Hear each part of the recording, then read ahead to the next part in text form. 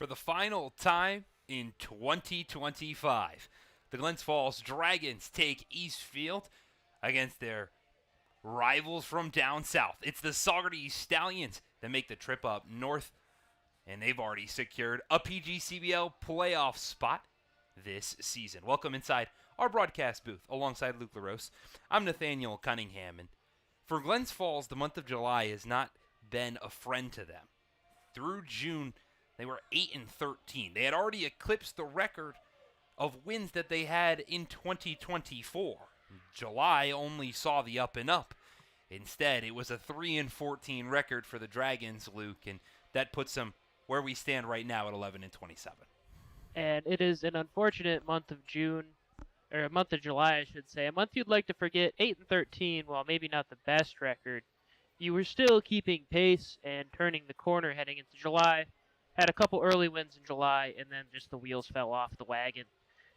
And it's been a rough month for them.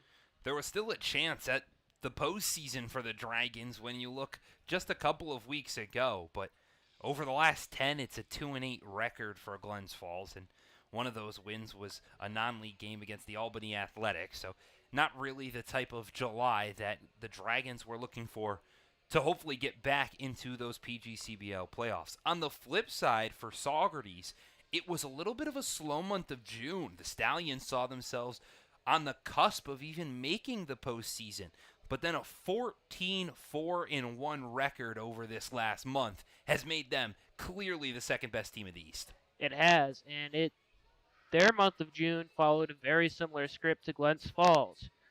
Below 500, but just barely.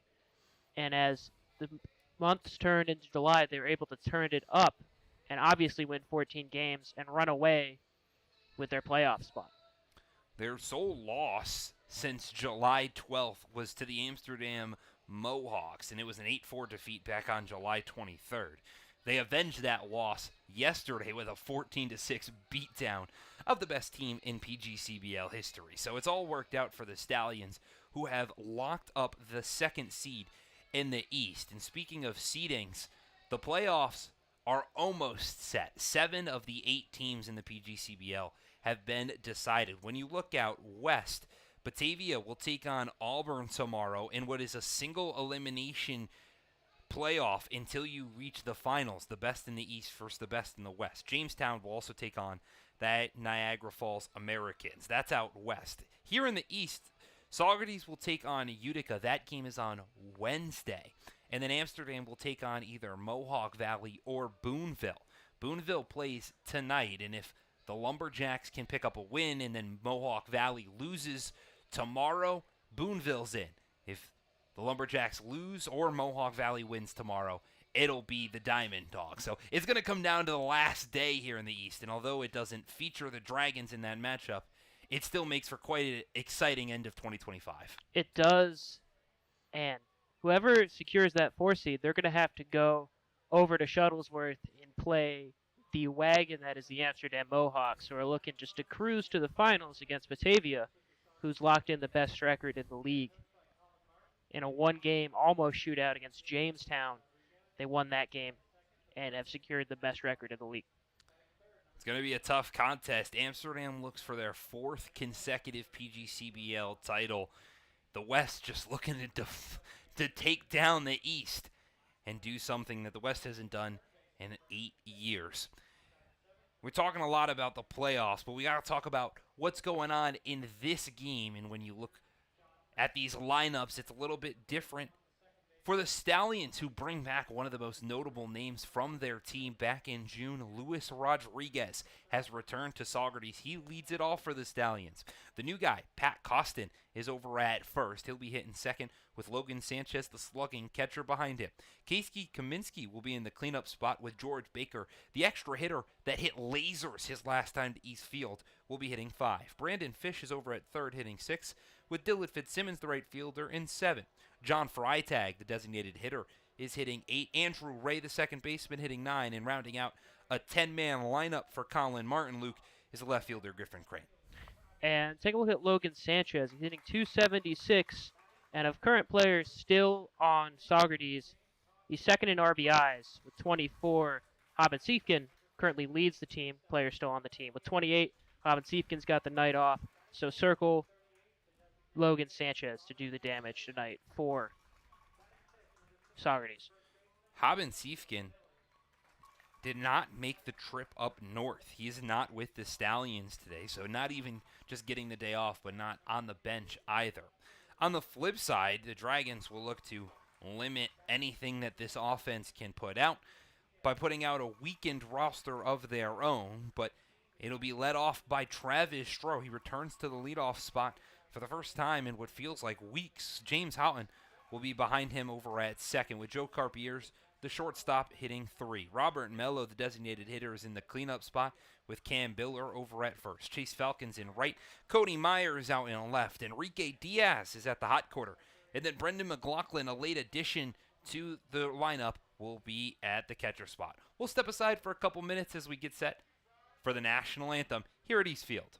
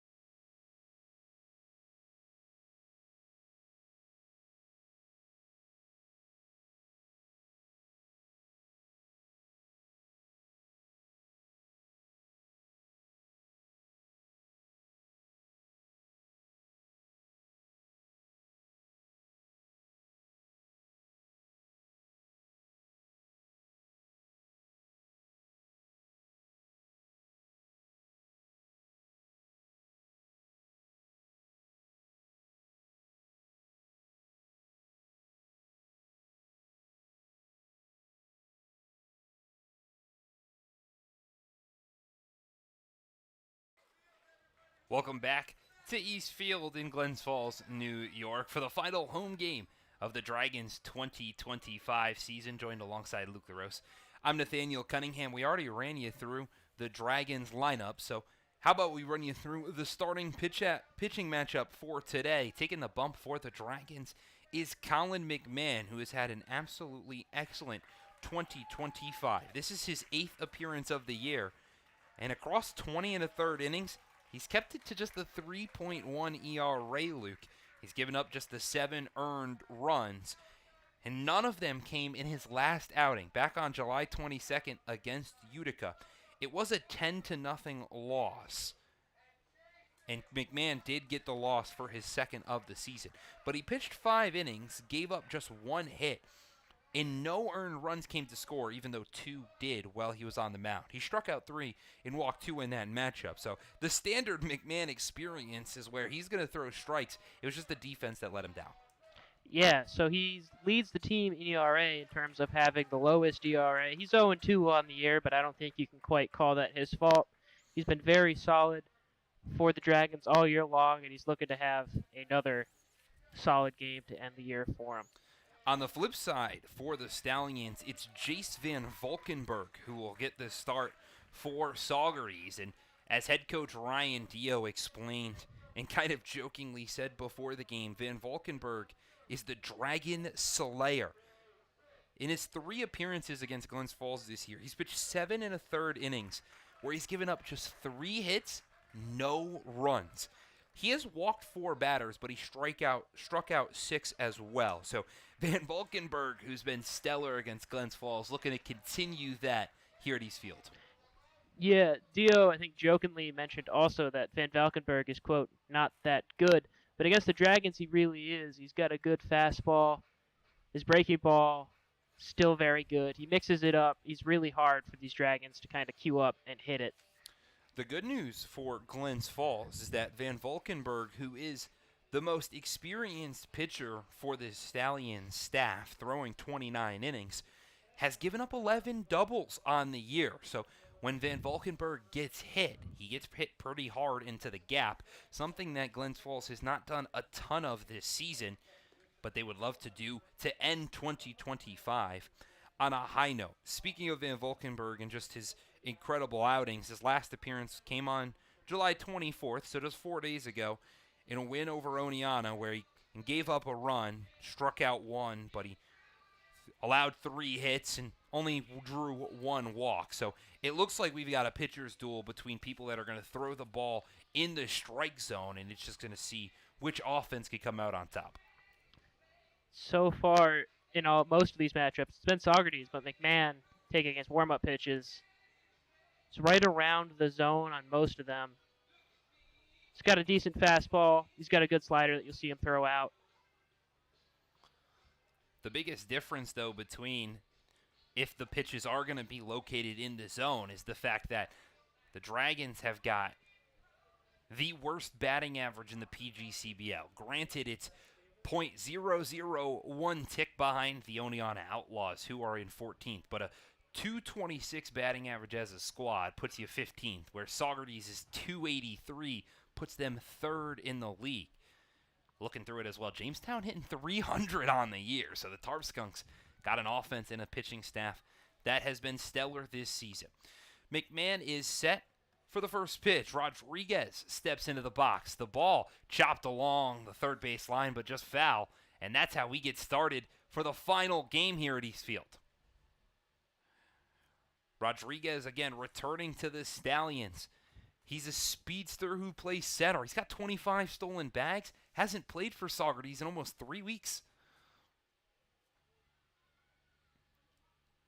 The 0-1. Breaking ball, runs upstairs, hits Rodriguez in the dome. Luis Rodriguez has his 9th hit by pitch of the year. 2nd on the team, only behind Cameron Carroll. And the Stallions have an early base runner.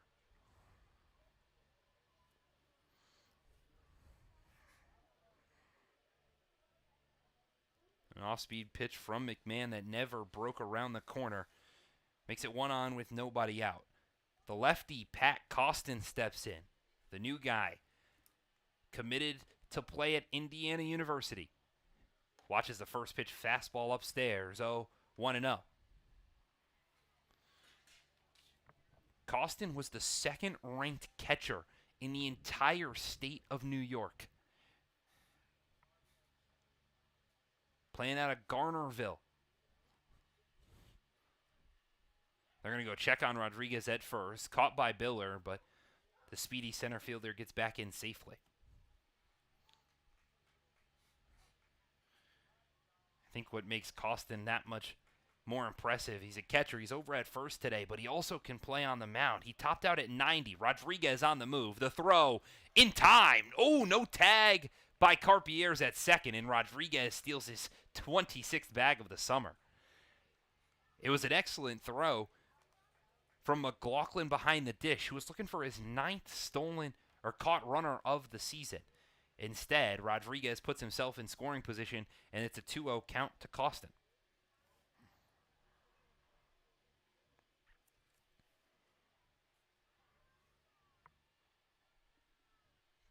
Costin's played 2 games so far this summer. He's 5 for 9 in those 2. He checks his swing on the 2-0 pitch. Home plate umpire says he went around. Behind the plate today, it's Alan Liambardoni, and it's Devin Rhodes who's out in the field.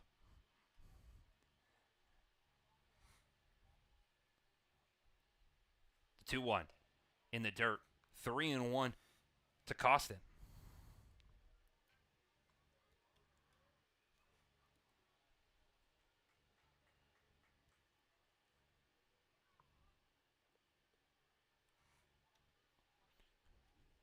McMahon set, takes a quick look at second, delivers. That one's fouled off to the left-hand side.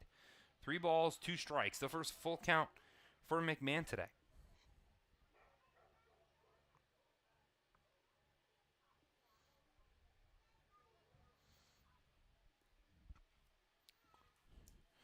Costin does have a strikeout to his name across those 2 games, but he's also got a pair of RBIs as well. The payoff pitch. Runs inside, almost nails the first baseman. So it's a hit by pitch and a walk for Colin McMahon to start the day. Puts 2 runners on with nobody out.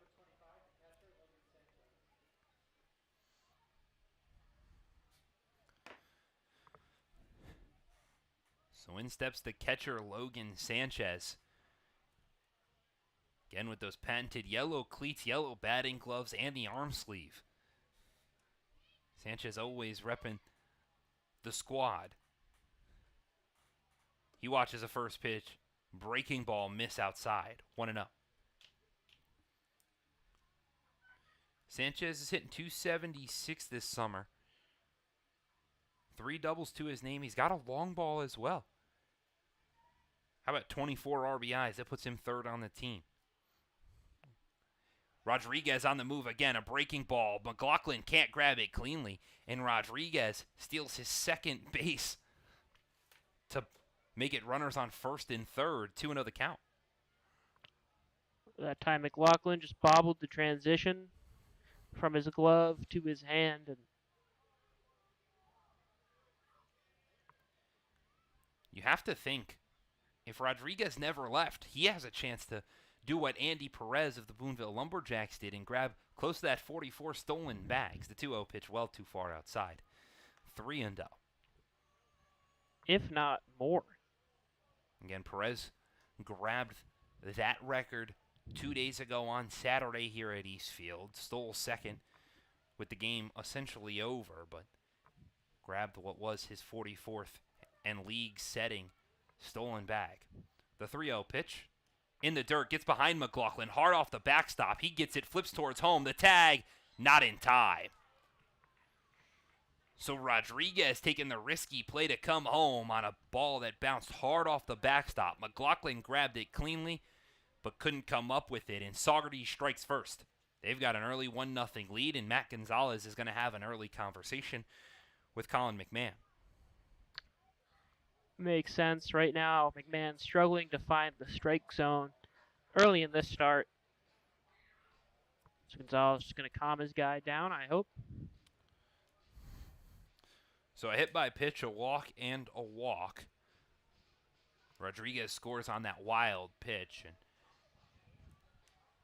what would be the final start of the summer for Colin McMahon, and honestly probably the final game of his summer, is not started pretty against an offense that they can hit around a little bit and they can piece up a couple of baseballs. It'll be a 10-run ball game in no time.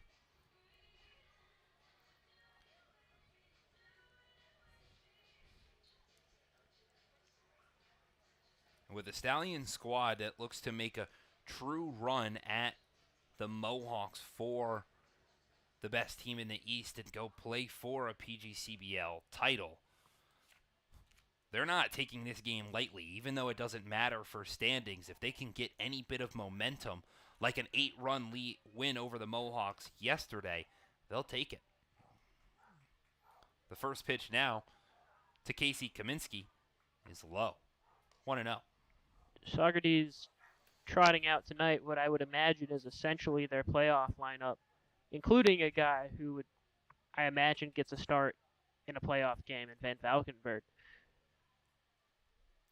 The 1-0 pitch runs upstairs, 2-0.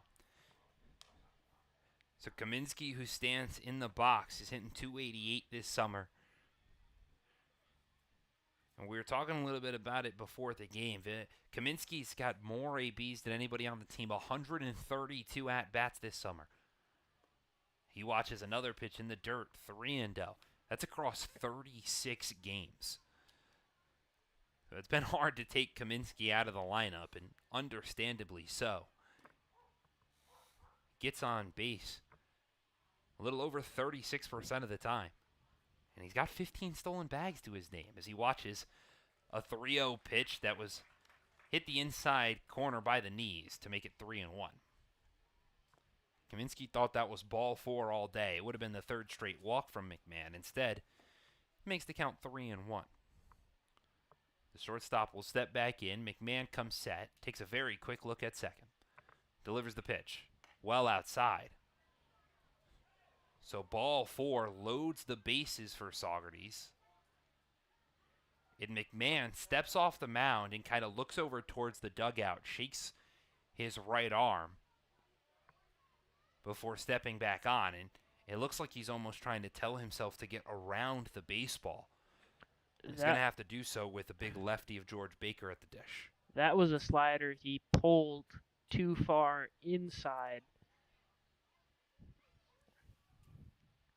George Baker watches the first pitch, fastball on the outside half for strike 1. Baker was a later addition for the Stallions, and in the month of July, he has been crucial. He's got a .261 batting average with 10 RBIs, but everything that comes off his bat is hit hard. The 0-1 pitch, same spot on the outside, just a little too far. Makes it 1 ball and 1 strike.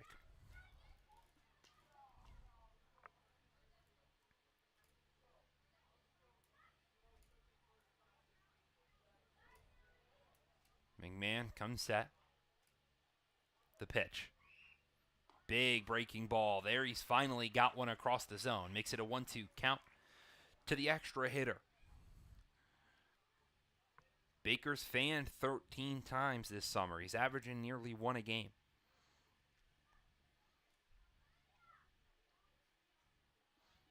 The pitch. Breaking ball just stayed outside. Evens the count at 2-2, and you see McMahon again try to tell himself to snap the fingers, get as much movement on that ball as possible. He's been back and forth with overcorrecting and undercorrecting, I think, since he hit Rodriguez. The pitch swung on and missed. The first out finally comes on a George Baker strikeout. And McMahon gets K number 1 of the day.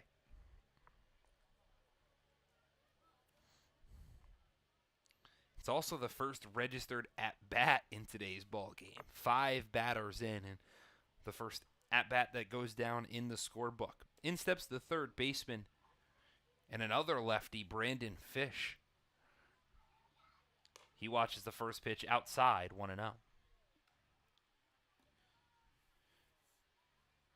You see McMahon upset with himself, just doesn't have his breaking ball so far.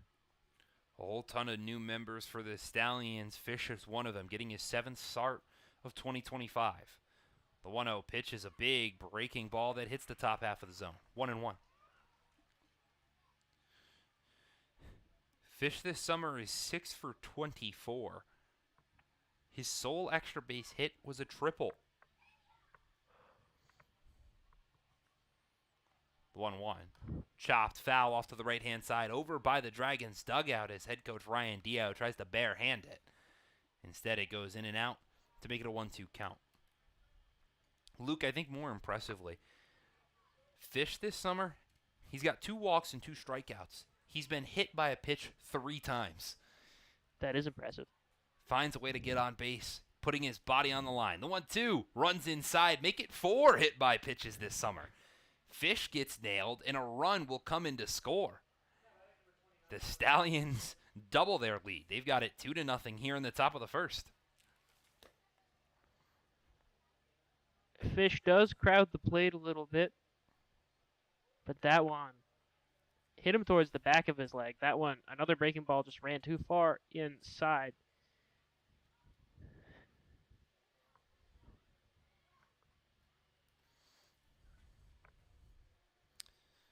So in steps the right fielder, and it's 3 straight lefties in the lineup of Dylan Fitzsimmons, who watches a pitch well too far in the dirt. 1-0. Immediately, we now see some movement start to warm up for the Dragons in their bullpen. Aiden Newhall heads down to get some work as the 1-0 is popped up foul off to the left-hand side. 1-1. In terms of pitches, this will be a long inning for McMahon.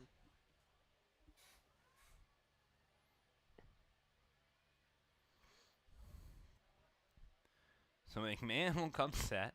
Base is still loaded. The 1-1. Fouled straight back. You saw a little bit of a frustration out of Fitzsimmons. He thought he had a pitch he could hit. Instead, it's a 1-2 count to the right fielder. Fitzsimmons this summer is hitting .261. Got a pair of doubles and a homer to his name. More impressively, he's one of about 10 players that get on base 40% of the time as he watches a absolutely tough 1-2 pitch outside. 2 balls and 2 strikes now to Fitzsimmons. It's Sanchez at third, Kaminsky at second, Fish at first. McMahon's 2-2. Breaking ball outside. Full count again for McMahon.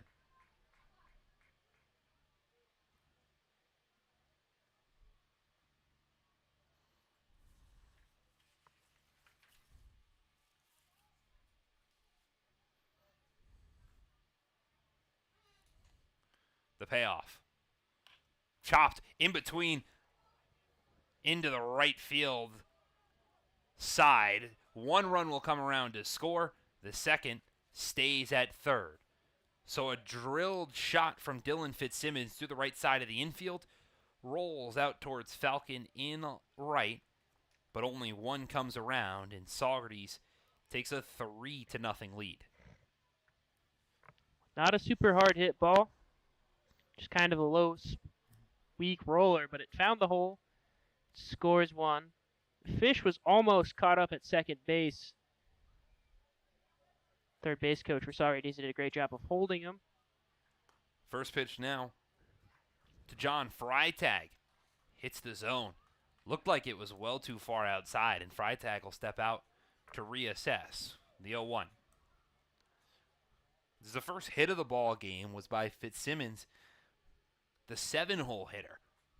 And there's still only 1 out here in the top of the first. The 0-1 pitch is drilled out towards the left field line. Over towards the foul line goes Meyer, but it lands in foul territory to make it long strike 2, 0-2.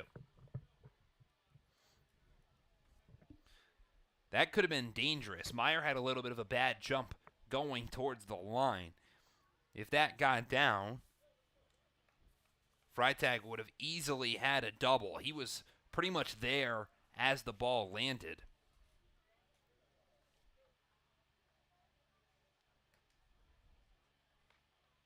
In what would have been his second double of the year. And if the base is cleared, it would be RBIs number 3, 4, and 5. Instead, the bases stayed juiced for the designated hitter, who's hitting just .214 in 11 games this summer. He's got just 6 hits on the year. The 0-2. Breaking ball outside. 1-2.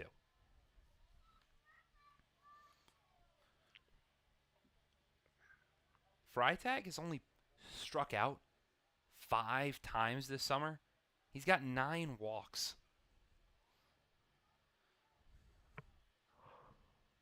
The 1-2 pitch. Runs inside and nails Freitag. So the third hit batter for Colin McMahon is going to allow another run to score. It's now a 4-0 ball game, and we haven't even left the first.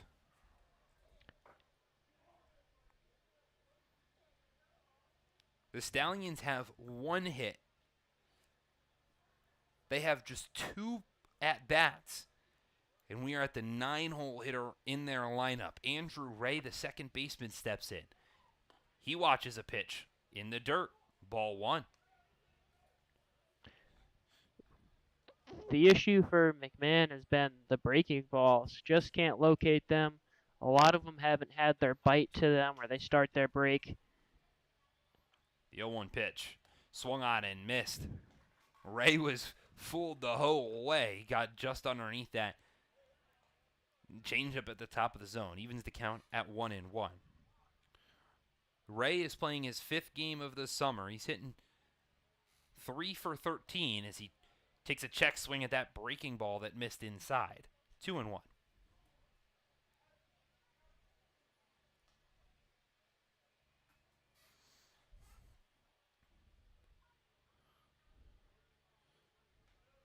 The pitch.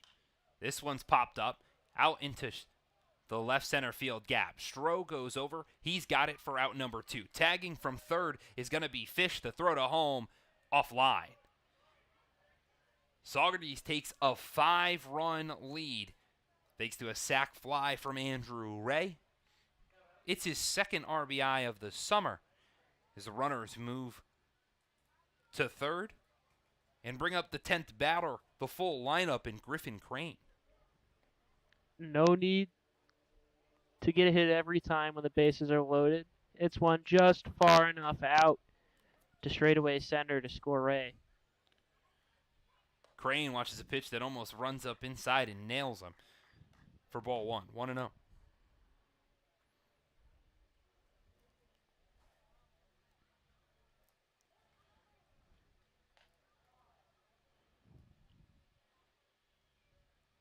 The pitch to Crane is drilled back up the middle into center field. That's going to get down for a base knock. In to score will be Fitzsimmons. And the Stallions lineup turns over. They've scored 6 runs in the top of the first.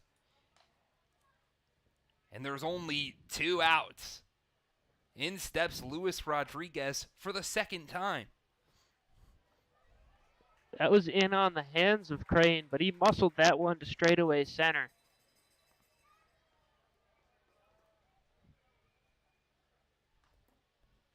Rodriguez watches a pitch that almost nails him again. Breaking ball inside, 1-0. Rodriguez started this ball game with a hit by pitch, stolen base, and then a wild pitch allowed him to score. The 1-0.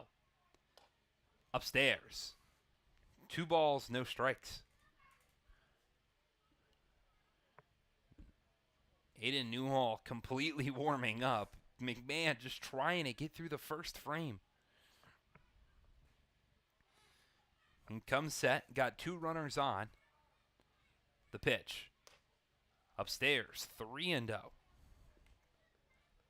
McMahon's 3 hit by pitches today is half of his season total. He had 6 coming into the day.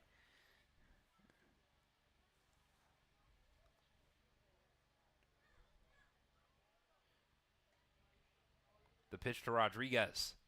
Outside for ball 4. The bases become loaded again as the lefty Pat Costin will step in for the second time this inning. He just keeps burying himself into 3-ball counts.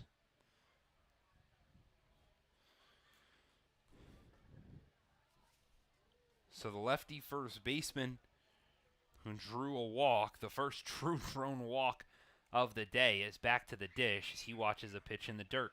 1-0. I'd be interested to know, Luke, how many counts McMahon has thrown a first pitch strike. Can't be that many today. 1 or 2. It's been majority balls. He's been getting behind in the count.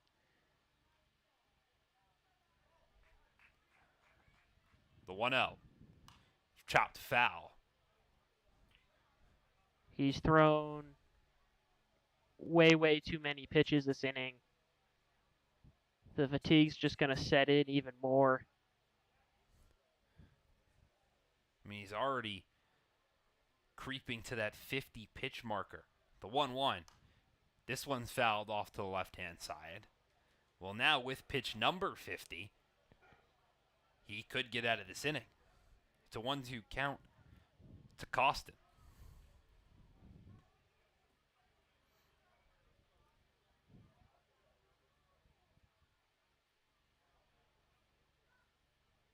The pitch. Runs inside. 2-2. And a lot of the counts he's gotten ahead in, he's let these Saugerties hitters get back in the count. Had a lot of full counts in this inning. Freitag stands at third. Crane at second. Rodriguez at first. McMahon's 2-2. Broken bat over towards first base. It's picked up by Biller, who will step on the bag and end the hectic inning that is the top of the first. Saugerties takes a 6-run lead here at East Field, and the Dragons have some work.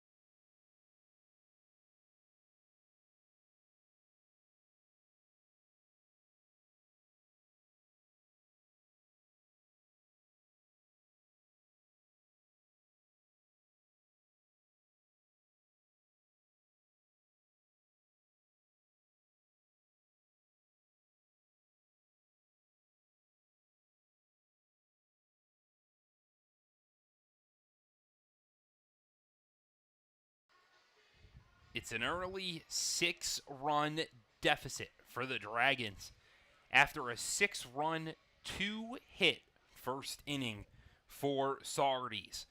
12 batters came to the plate. 3 of them were hit by a pitch. 4 of them were walked. A strikeout, a sac fly, 2 singles, and a ground out made this a 6-run ball game. Piece by piece, the Dragons plan to work as Travis Stroh steps into the box to welcome Jace Van Valkenburg. He's first pitch swinging over towards the shortstop Kaminsky. Grabs it on a one-hop, throws across the diamond. And it's 1 pitch, 1 out for the Stallions.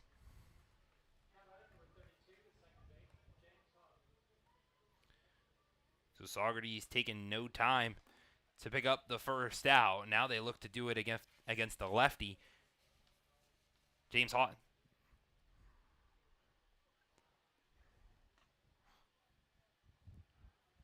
Houghton hitting .234 this summer.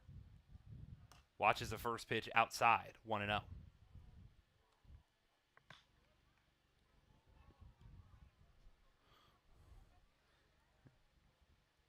Houghton's month of July has been contrast to the entire Dragons team as he chops this one weakly over towards the first base bag. It's picked up by Costin and stepped on for out number 2. I have a feeling of knowing when I'm going to say something nice. I was going to say that for Houghton, it's been a relatively good July. So good that it's hard to take him out of the lineup with how well he's been swinging it. And he's played some excellent defense over at second.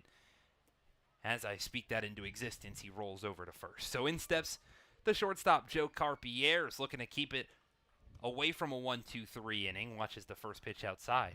1-0.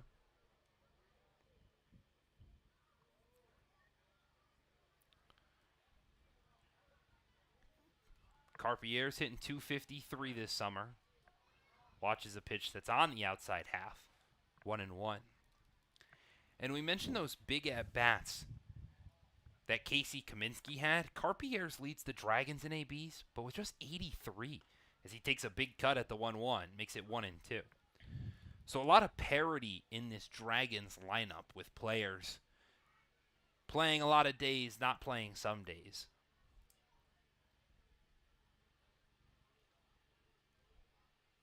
It's the 1-2 pitch, misses upstairs. 2 balls and 2 strikes. But Carpier's has been one of the staples for the Dragons.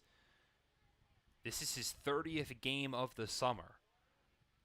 The only other player that can say they've played in 30 is Michael Sweeney, as Carpier's hits this one a mile high into foul territory off to the right-hand side. Sanchez calls off. Costin bobbles it and drops it in foul territory. The catcher threw his mask, flipped his glove up, had it in the edge of his catcher's mitt. It rolled around. He tried to scoop it back into his chest. It falled right between his protector and down by his ankles. So it's a long foul ball for Carpier's, and he gets another life. When he got to first and turned around, he yelled at himself. He thought he was out, but The 2-2. Upstairs, he checks his swing. He's getting aggressive. Instead, the count draws full. Something also to note, on the base paths, you'll notice down the first baseline is assistant coach Riley Orr, but down the third baseline is Kyle McNeff as Carpier's watches strike 3 on the outside half. And Saugerties goes 1-2-3 to the Dragons. The Stallions offense gets back to the box, and they'll face a new pitcher in Aiden Newhall.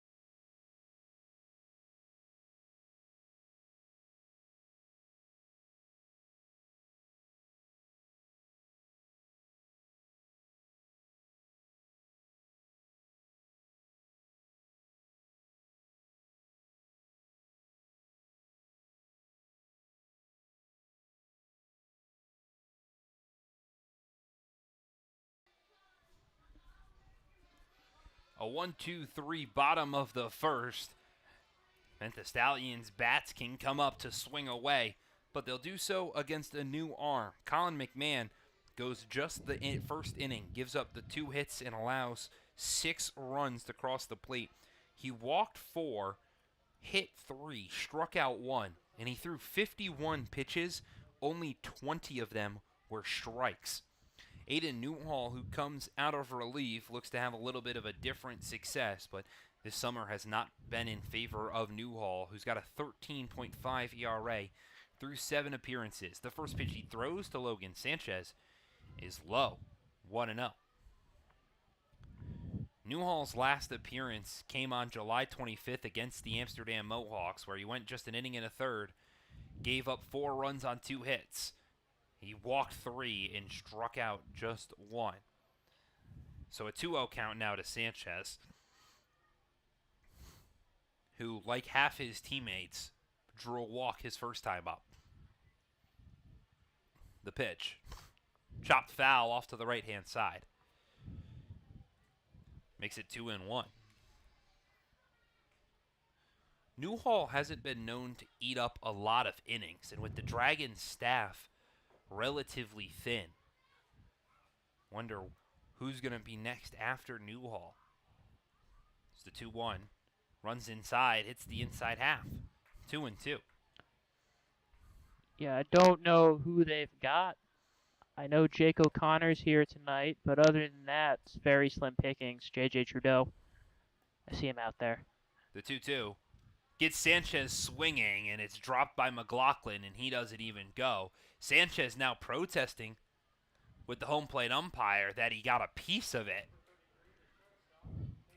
But home plate umpire Alan Libardino says otherwise. So It's the first strikeout for Aiden Newhall out of relief.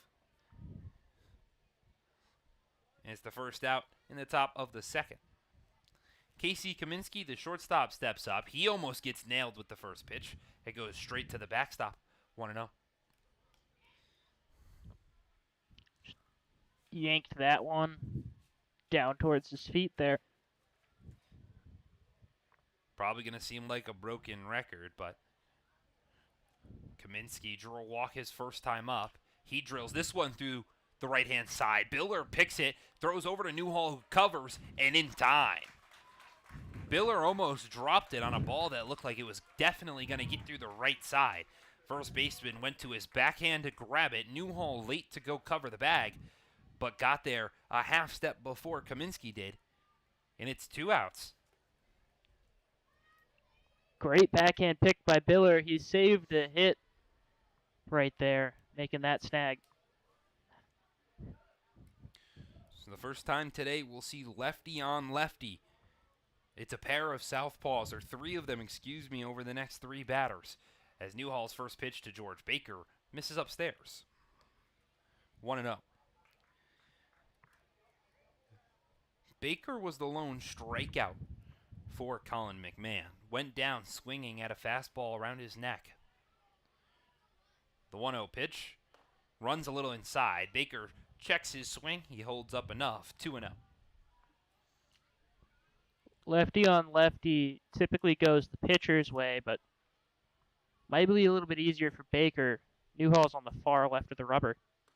The 2-0 hits the outside half, makes it 2-1.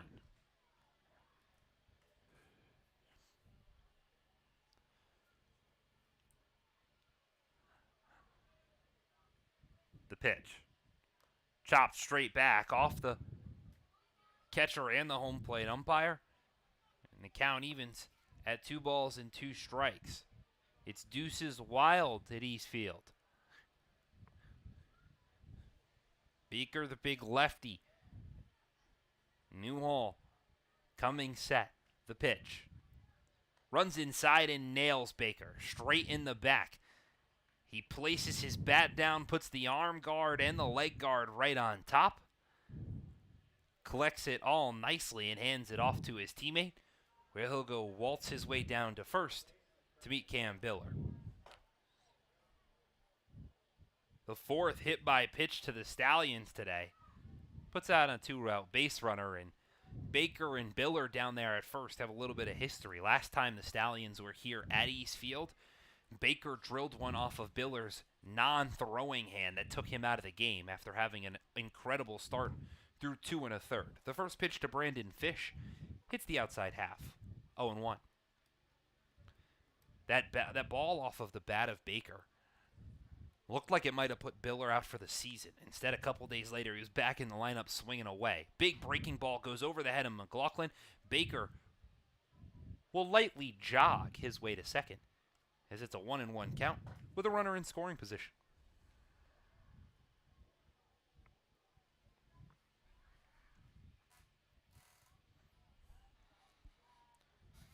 Fish was also hit by a pitch his first time, as he watches a 1-1 miss upstairs. 2 balls, 1 strike.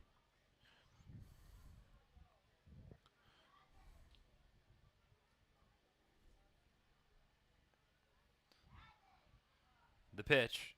Chopped back up the middle towards Carpier's. He picks it, throws over to first, and it's in time for out number 3. Carpier's had to look into his glove to make sure he actually secured the ball before making the throw across the diamond for out number 3. The Dragons keep it clean in the second and now hand it to their offense to start picking in to a 6-run deficit.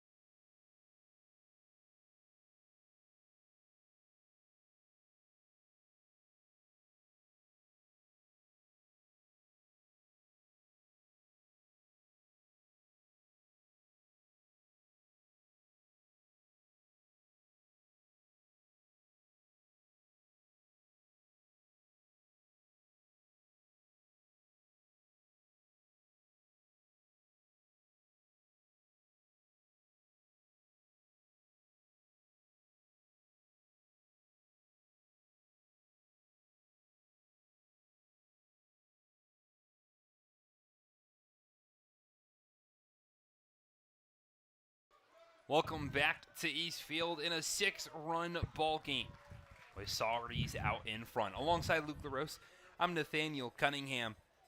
Aiden Newhall able to keep it clean for the Dragons in his first inning of work. Hit a batter, but kept it otherwise unscathed for Glens Falls. In steps the 4-hole hitter Robert Mello. He watches the first pitch outside, 1-0. The Dragons went down 1-2-3 his first time as Mello pops this one up over towards the left-hand side. Kaminsky calls off Fish, and he's got it in shallow left field for out number 1.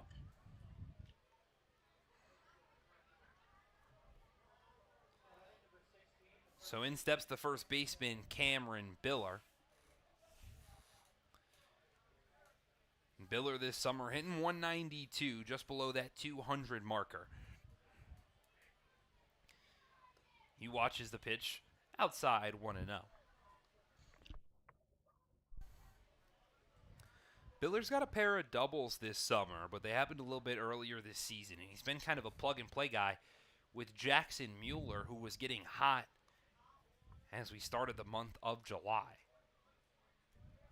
Biller, however, has retaken that job over at first and has had the responsibilities for the last week as this one's drilled out to deep left field over the head of Crane. It looked like it was gonna go, but the left fielder spun all the way around, grabbed it just shy of a better than new painting sign for a loud out number 2. Looks like he just kind of lost that one. Took a weird, funny zigzag line and grabbed that one up over his head.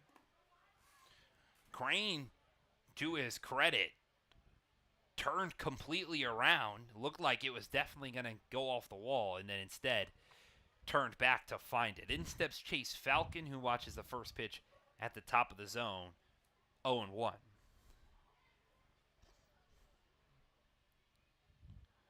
The pitch, breaking ball, hits the inside half, 0-2. Falcon not at all happy with that call, and Van Valkenburg, who is absolutely cruising, comes set again. The 0-2. Swung on and missed for strike 3. Van Valkenburg's second strikeout of the day, and he's got 6 up and 6 down. The Stallions trying to stampede over the Dragons. We head to the 3rd inning here at East Field.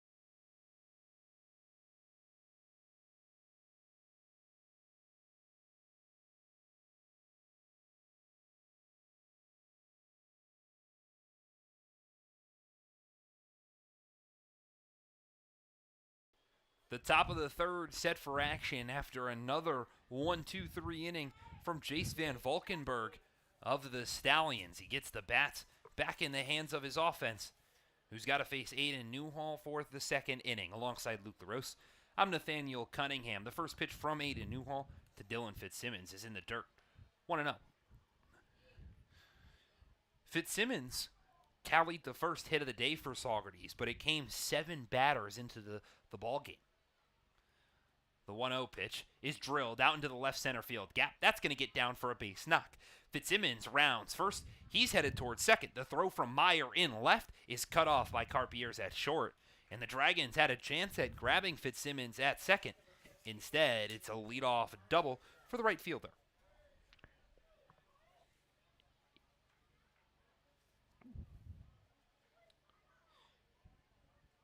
The fifth double of the summer and the second base knock for Fitzsimmons today puts him in scoring position and hands the ball to the designated hitter, John Freitag. And noticing now Freitag a lefty, that makes it 4 straight lefties and 5 in 6 batters. The first pitch Freitag sees hits the outside half, 0-1. Freitag was the third hit batter of the inning back in the first. He'd pick up an RBI for that hit by pitch.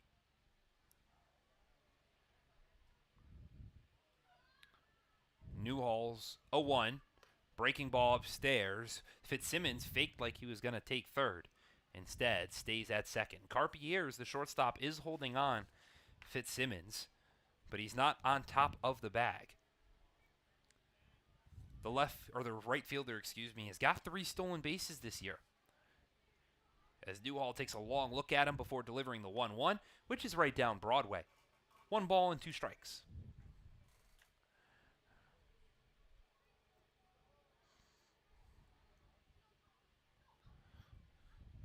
Before even coming set, Newhall takes a look at Fitzsimmons at second. Now he comes set, doesn't take a look. The pitch swung on and missed. Freitag over the top of it. Flips his bat in frustration, as it's the second strikeout for Aiden Newhall and the first out in the fourth. Changeup, he pulled the string on. Had Freitag fooled right there. That's how you respond to the leadoff double and move the baton to the second baseman, Andrew Ray. Ray's first pitch that he sees is in at the knees, 0-1. Ray hit a sacrifice fly to the left center field gap his first time up. It was his first sac fly of the summer, his second RBI. He bunts the 0-1 pitch foul to make it 0-2, and he is frustrated. Had an opportunity with Biller playing back at first. Newhall coming off the mound towards the third base bag would have had nothing but green grass ahead and believed that he could beat Biller and McLaughlin in a foot race, potentially move Fitzsimmons to third. Instead, it becomes an 0-2 count with 1 down. Newhall's pitch. Chopped over to the third baseman, Diaz. He fields it on the 1-hop, throws across the diamond in time to Biller. Biller fakes the throw to Fitzsimmons, who goes to third. And Diaz points up to the sky as him and Carpier share a little joke. It's one of the first plays we've seen at East Field where Diaz gets it. He's having an absolute blast over there. He took an extra heartbeat to deliver the throw across the diamond. But Enrique Diaz, he deserves a little bit of a round of applause making that play. He does. He's had his struggles all year long on the hot corner. But that time, he took his time, took a couple steps, set, fired a dart over to first. Griffin Crane's got a runner 90 feet from home, and he drills it up the middle for an RBI single. Saugerties takes a 7-0 lead. Crane adds his second base knock of the day, his second RBI of the day, his 6th RBI of the summer. And it turns the lineup over for Luis Rodriguez, who's getting his 3rd at-bat in 3 innings.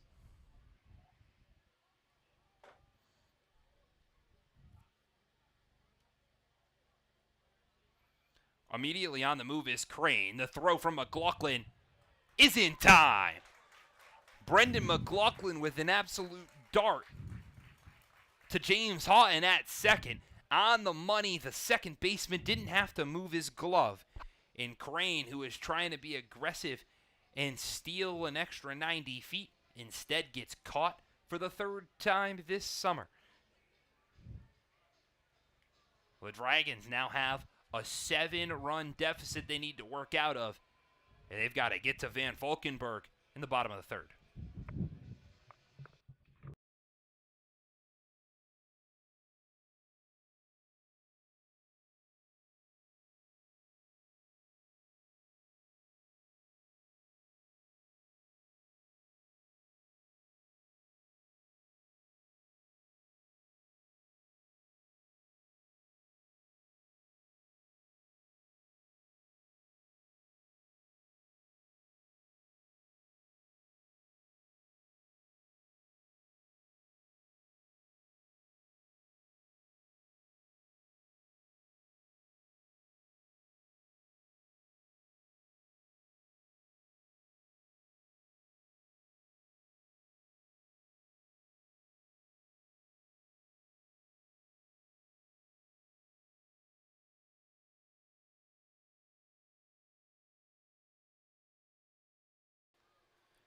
Saugerties adds another run thanks to a Griffin Crane single that brought in Dylan Fitzsimmons, but the Dragons would catch Crane being aggressive on the base pass, trying to take second. Instead, the defensive backstop of Brendan McLaughlin throws out his 9th runner of the summer and keeps it just a 1-run game. It's still 7-0, Saugerties in front. Alongside Luke LaRose, I'm Nathaniel Cunningham. It's 7, 8, and 9 for the Dragons. Cody Meyer to lead it off against Jace Van Valkenburg, who throws a rare ball upstairs. That's his 19th pitch of the day. In just his 8th ball, he's thrown 11 strikes, and he's gone 6 up, 6 down to the Dragons. The 1-0 pitch is swung on and missed. Evens the count at 1 ball and 1 strike. Meyer, the left fielder who steps in, is hitting an even 200 this summer. He's 8 for 40. Half of his hits have been doubles as he watches a breaking ball miss upstairs, 2-1. Of those 8 hits, we mentioned those 4 doubles. Of the other 4, one of them's a home run. It seems like it's extra base hit or nothing for Cody Meyer. The 2-1 runs upstairs, 3-1. Well, now Meyer's got a chance for his 7th walk of the summer. Compare that to 19 strikeouts.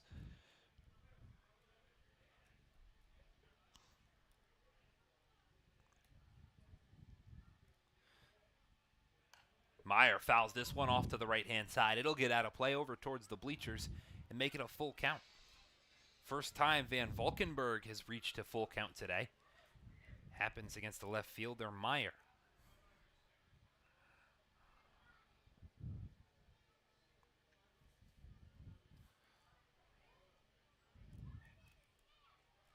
The pitch is in the zone for strike 3. Meyer looks at home plate umpire Alan Libardoni, drops his jaw, takes a second look at him as he walks back towards the dugout. It's 3 strikeouts for Van Valkenburg now as the third baseman Enrique Diaz steps into the box.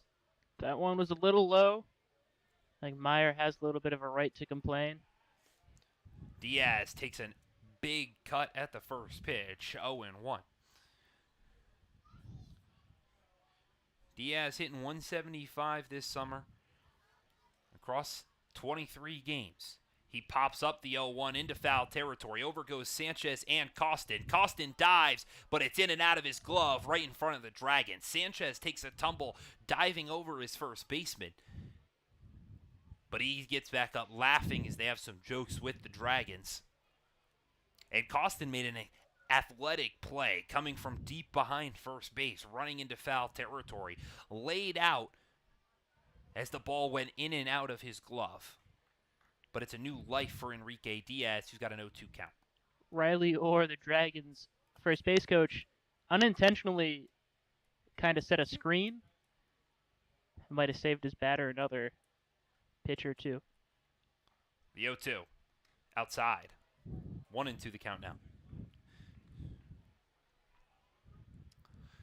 Diaz has hit the ball hard this summer. It just hasn't found a whole ton of green grass. Only 11 strikeouts. As he grounds this one over towards the shortstop, Kaminsky. He fields it cleanly, throws the first in time. Diaz made that an interesting play, hauling down the first baseline. He's only beaten by a half a step, maybe a quarter, but it's out number 2 nonetheless.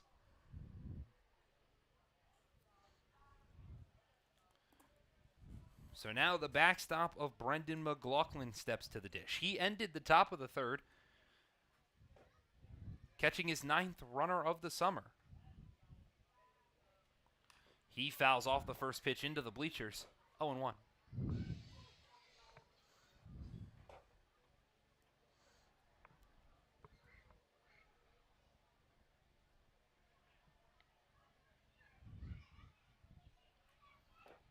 The 0-1 pitch bounced in the dirt. 1-1 to McLaughlin. McLaughlin is definitely the defensive backstop. Compare him to both Joe Haynes, who's hitting .372 this summer, and then Ryan Jones, who's hitting .143. As he drills this one over the head of the first baseman, costed it into right field. The Dragons skip the no-hitter with a base knock into right. And the lineup turns over for Travis Stroh as Van Valkenburg finally gets hit for the first time today. Let that one get deep in the zone, and he slaps it just over the infield's heads. It's a good piece of hitting. Stroh grounded out to the shortstop his first time at the plate. He watches a pitch in the dirt, 1-0. Van Valkenburg, a starter who works out of the stretch. So no difference of a start for him, except he's got a runner on first to worry about. McLaughlin doesn't have a stolen bag this summer as the 1-0 bounces in the dirt. 2-0.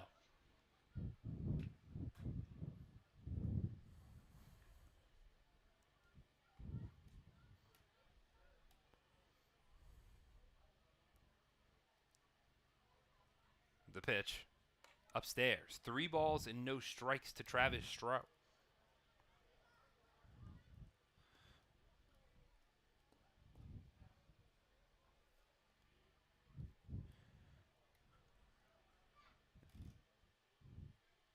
The pitch. Right down Broadway. Van Valkenburg finally got one across to Stroh and makes it 3 balls and 1 strike. Center fielder Stroh, best player through June, has cooled down in July, and he takes big cuts at pitches in the dirt. It's not going to help him. Hitting just .143 this summer. Doesn't have an extra base hit to his name. The payoff is chopped foul. Delayed move from McLaughlin, even with a full count and 2 outs.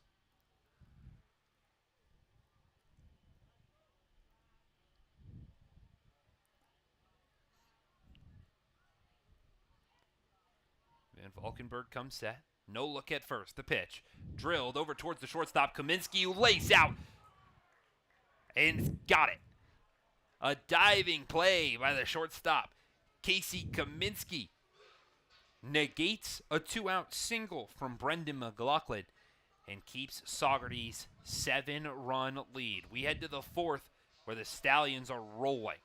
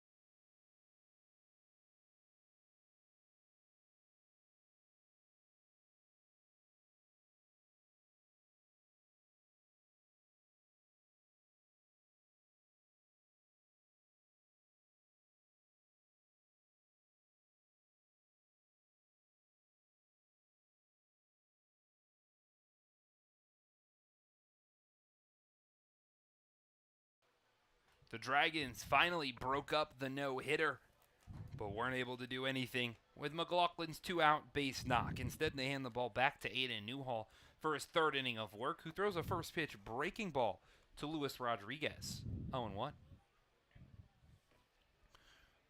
Rodriguez hasn't registered an at-bat today, but he does have a run scored because he was hit by a pitch in the first, and in the first he was also walked. Had those rare 2 at-bats in 1 inning. Watches a pitch inside. 1 ball and 1 strike.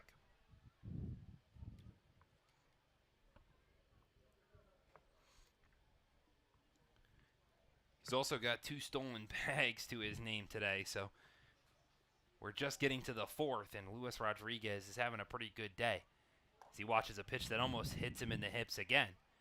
2-1.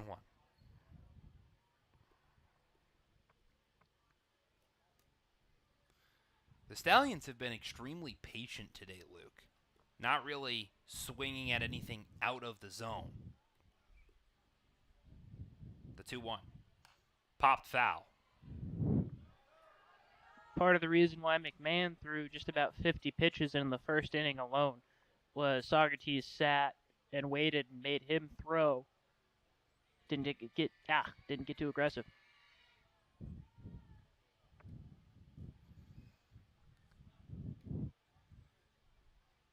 The 2-2. This one's weakly hit over towards the shortstop Carpier's. It sounded like a broken brat from Rodriguez as Carpier's brings it in for out number 1. So more weak contact from Aiden Newhall. Gets the first out here in the 4th.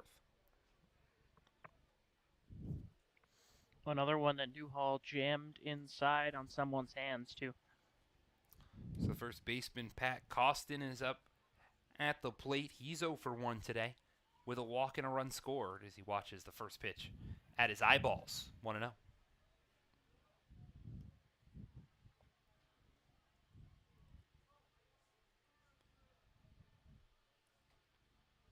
The 1-0 pitch misses inside. 2 balls and no strikes. Costin's walk that he drew back in the first was his first walk he's drawn across 3 games. As the 2-0 hits the outside half, the first baseman not happy about it. Makes the count 2-1.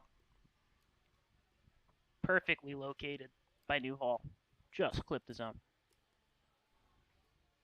The 2-1 pitch. Same spot, same result. 2 balls, 2 strikes now to Pat Costin.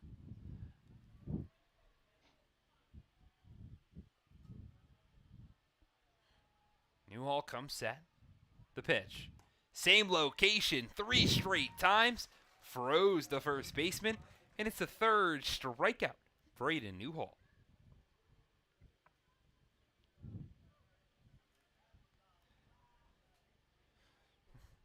It's the first looking strikeout Saugerties has suffered today.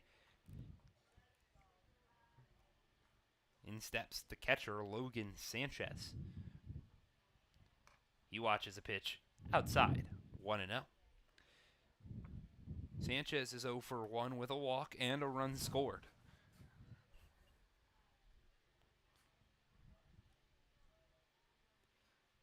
He watches that pitch outside, 2-0. All 4 of Saugerties' hits today are responsible to Dylan Fitzsimmons and Griffin Crane.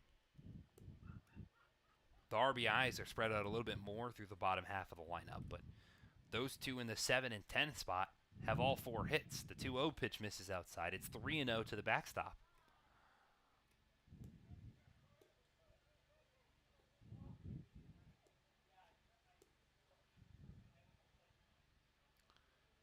Newhall's pitch, chopped over towards Diaz at third. He picks it on the 1-hop. The throw across the diamond is beautifully placed.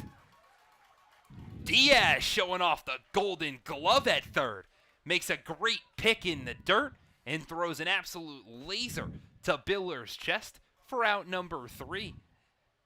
Now the Dragons need to turn that defensive momentum into darts at the plate.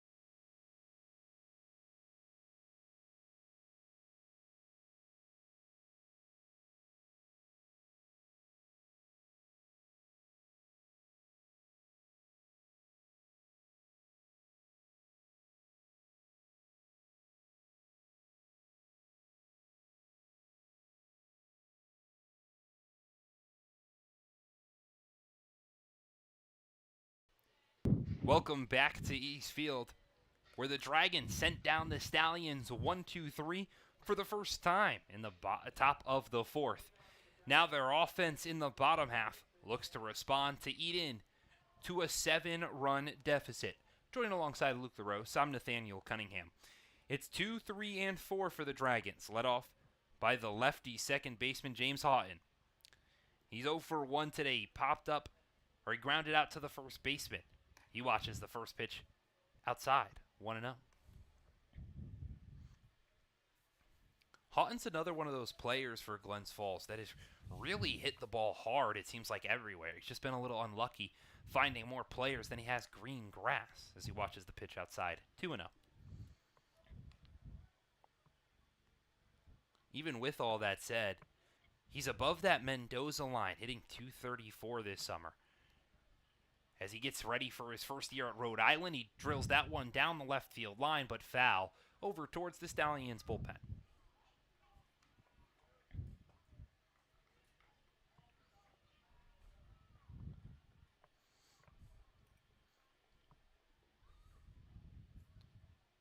Van Valkenburg comes set. The pitch. Upstairs. Looked like home plate umpire Alan Labardoni was going to call it strike 2. Instead, it's 3 balls and 1 strike to Houghton. It's a great job by Houghton to lay off that one. The pitch. Upstairs for ball 4. And it's the first free pass issued by Jace Van Valkenburg today. That puts a leadoff runner on.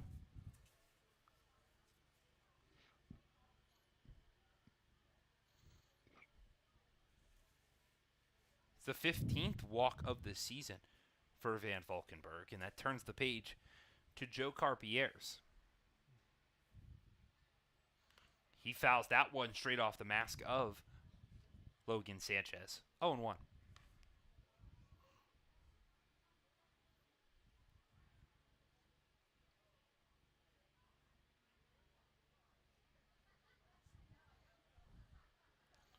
Carpier struck out looking to end the first. He watches that pitch almost hit him on the left arm. 1 ball and 1 strike.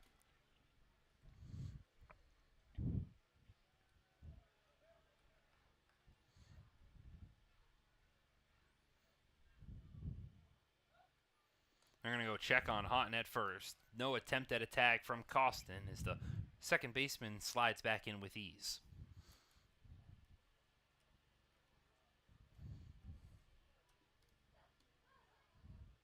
Houghton's got a stolen bag this summer, just the one.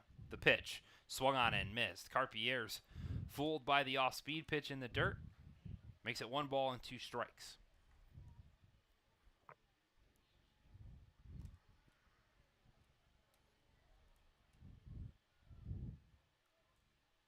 Van Valkenburg comes set. Takes a quick look, delivers. That one chopped over towards the shortstop, Kaminsky. He flips to second to get 1, and he's off the bag. Ray, the second baseman, was pulled off the bag by an errant throw from Kaminsky, and it's going to go down as an E6.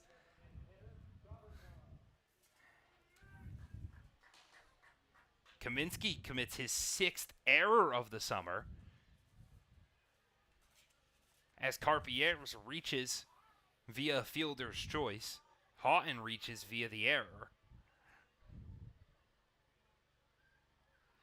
And now there's 2 runners on for Robert Mello, who takes a big cut at the first pitch he sees. No balls, 1 strike. Mello, the designated hitter, popped up to Kaminsky his first time. It was a ball that was actually hit over towards Fish at third, but it was in shallow left, so it was called off by the shortstop. He cuts on that one and makes it 0-2.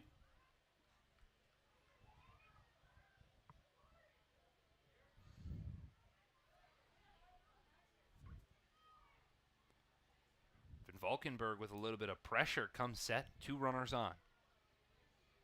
The pitch. Chopped foul off to the netting. Mello doing a good job to stay on the fastball outside. Gets just enough of it to give himself a new life.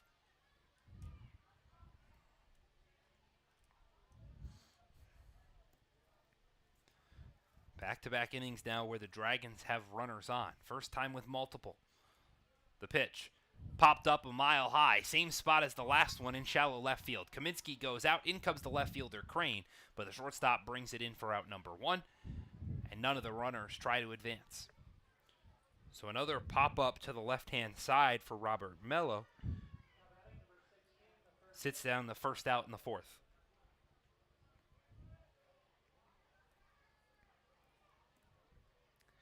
And now the first baseman, Cameron Biller, steps in. He tattooed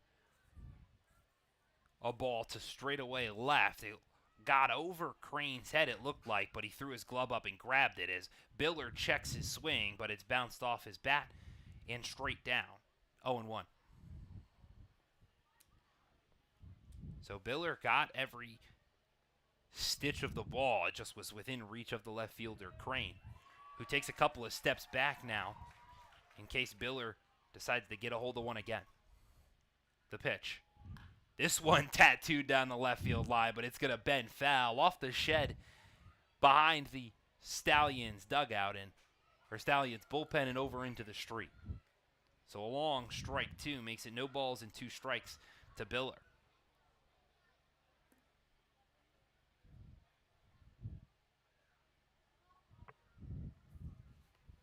Van Valkenburg set. The pitch. Breaking ball. Biller just got a piece of it. Fouled it straight back to redo the 0-2.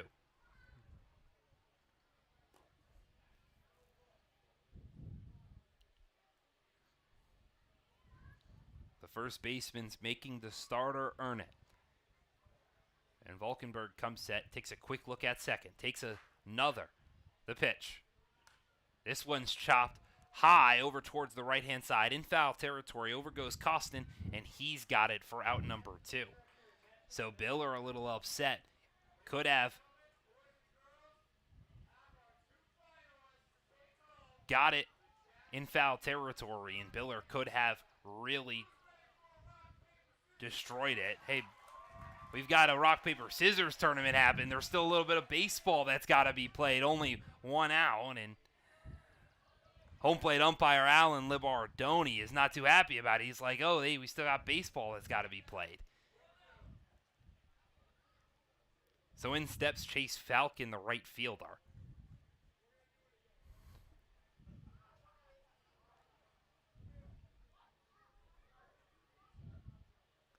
He watches the first pitch, breaking ball in the zone. 0-1.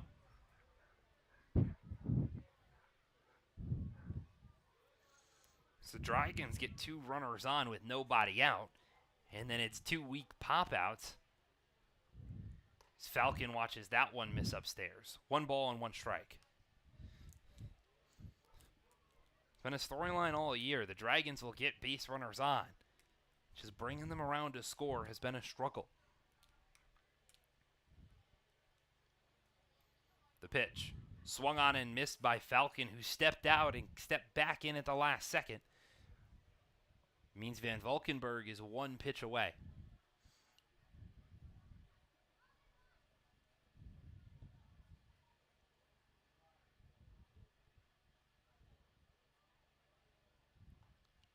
The starter delivers. Fouled off by Falcon just at the top of the net and comes back into play. So we redo the 1-2 to the righty. Falcon struck out his first time up. That ended the second frame.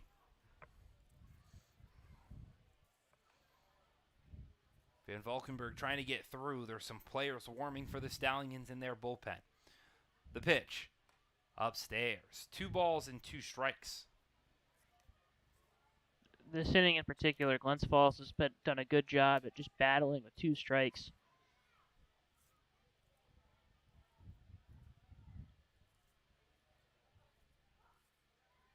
The payoff pitch is fouled off. Excuse me, that was a 2-2 pitch that Falcon got a little piece of.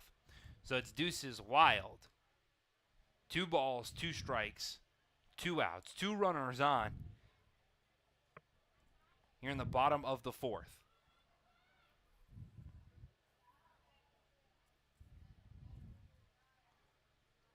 The pitch is popped up. This one in foul territory.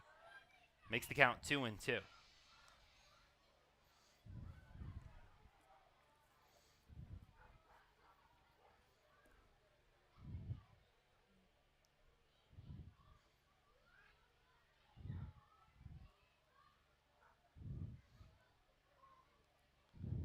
So Van Valkenburg comes set. The pitch. This one's drilled back up the middle. Kaminsky grabs it, flips to second for the force out. And the throw to first, not in time, but it didn't matter with 2 outs in the inning. So the Stallions prevent the Dragons from getting what? They looked like they might have been close. Instead, we set it to the 5th, where the Dragons have been shut out through 4.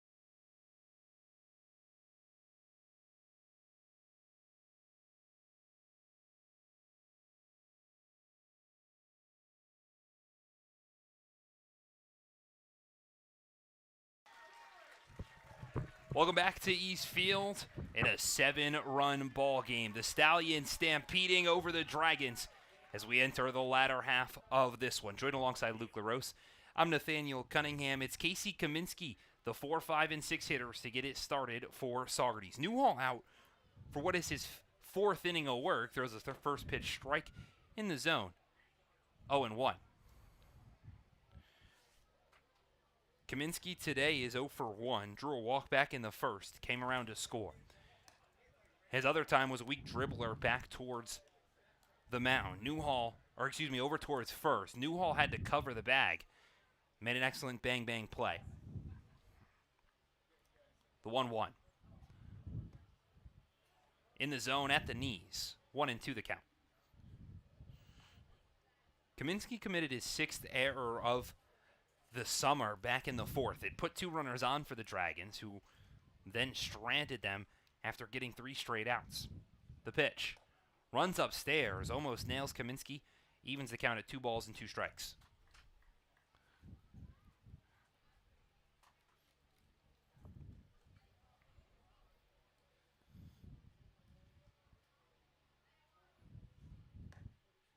The pitch outside. McLaughlin thought it was strike 3. Instead, it makes it a full count for Newhall.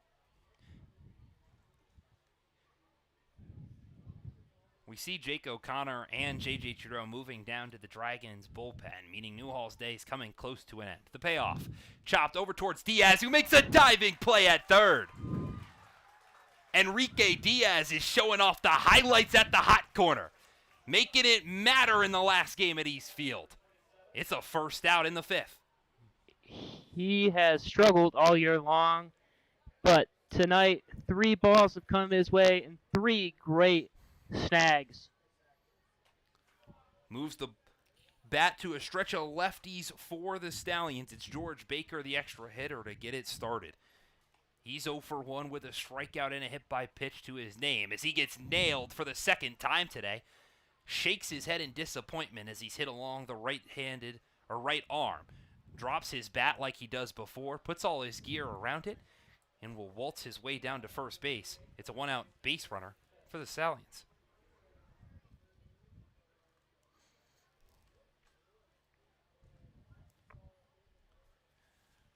That's also the second hit batter of the day for Newhall.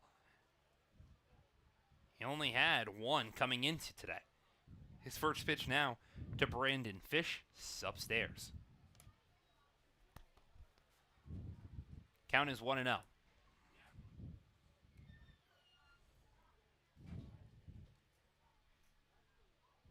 The pitch hits the outside half, makes it 1 ball in 1 strike.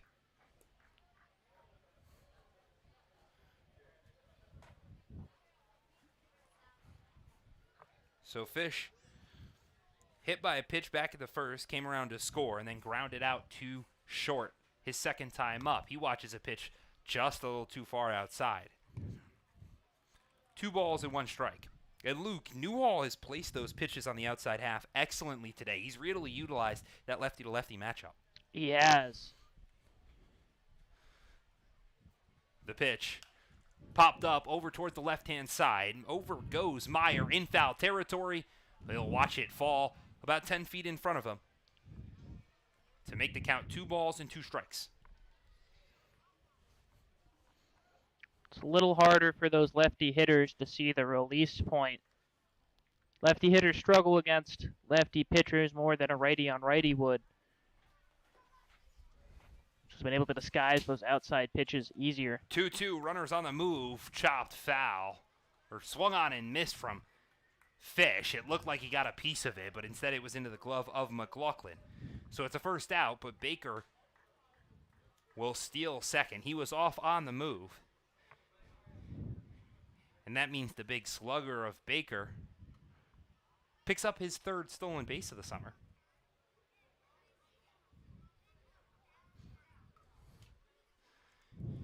In steps Dylan Fitzsimmons, who gets nailed with a pitch straight into his back. He looks up to the sky, almost upset that he didn't even get an opportunity to swing away. It's the 3rd hit batter for Aiden Newhall, the 6th hit batter by the Dragons today. That put runners on first and second with 2 outs. Just another breaking ball that slipped out of his hands. So the designated hitter, John Freitag, will step in. Freitag, also 0 for 1. Was hit by a pitch back in the first, didn't come around to score, and then struck out in the 3rd. He watches a pitch well upstairs, 1-0.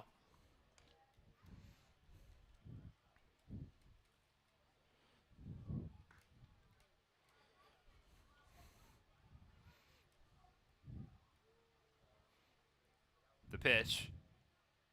McLaughlin tried to frame it, too far outside, says home plate umpire Alan Libardoni. 2-0 the count.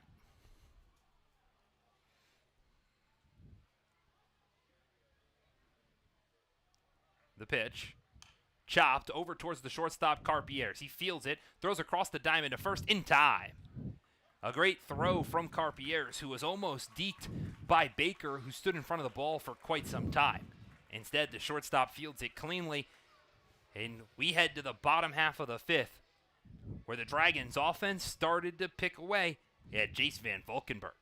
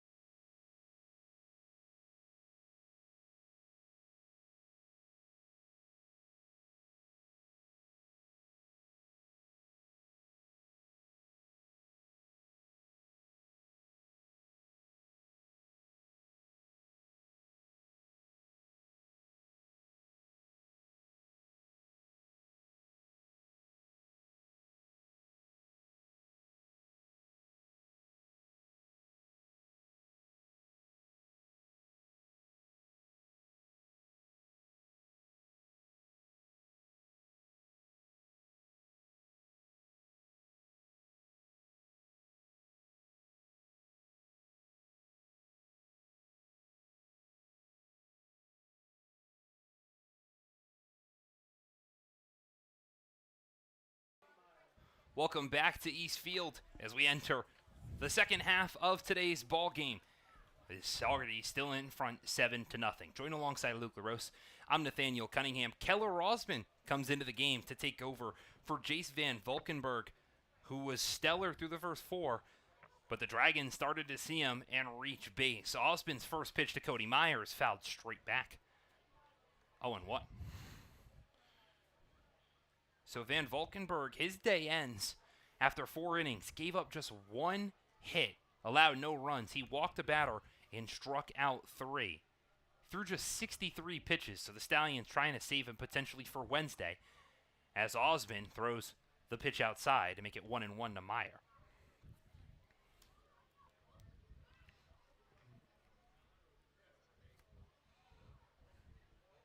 Osmond's also thrown a couple of times against the Dragons, but Glens Falls has gotten to him occasionally as he misses outside again. 2 balls and 1 strike. Osmond's got a 4.88 ERA through 8 appearances. He does have a 3-0 record, though, so he's used to coming in these kind of second pitcher situations as he misses outside again to make it 3-1.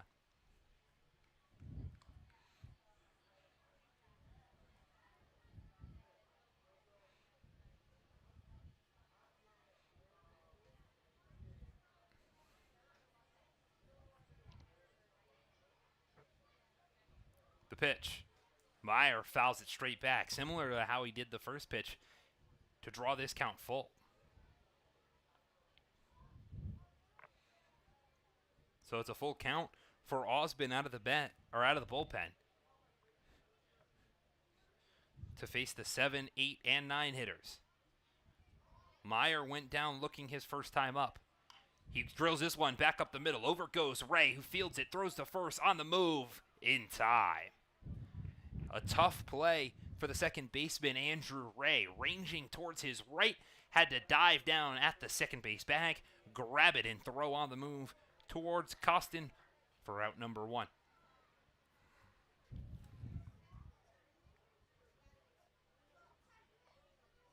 So in steps the third baseman, Enrique Diaz. He's flashed a little bit of the gold glove today. Now he drills this one out into right field. Over goes Fitzsimmons, and he's got it for out number 2. Diaz puts his hands on his head. He knows he's been ever so close to that elusive first extra base hit this summer. It'll have to wait until another at-bat, because his fly out to right is out number 2. He gave one a ride out to left the other night. Had that one robbed from him. So the catcher, Brendan McLaughlin, steps in. He fouls off the first pitch straight behind home plate and over towards the parking lot. 0-1. McLaughlin, the only player for the Dragons today to register a base knock. He did so back in the 3rd. It came with 2 outs on Van Valkenburg and is the only hit against him. That pitch hits the inside half, makes it 0-2.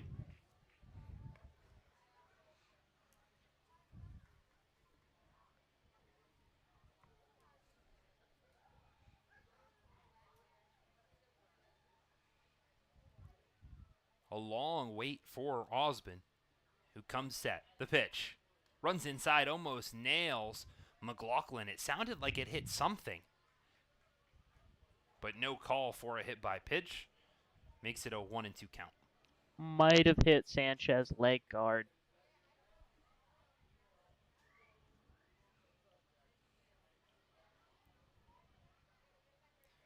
The 1-2 chopped weakly in fair territory. It looked like it was going to go foul, so Osmond's got to come off the bag.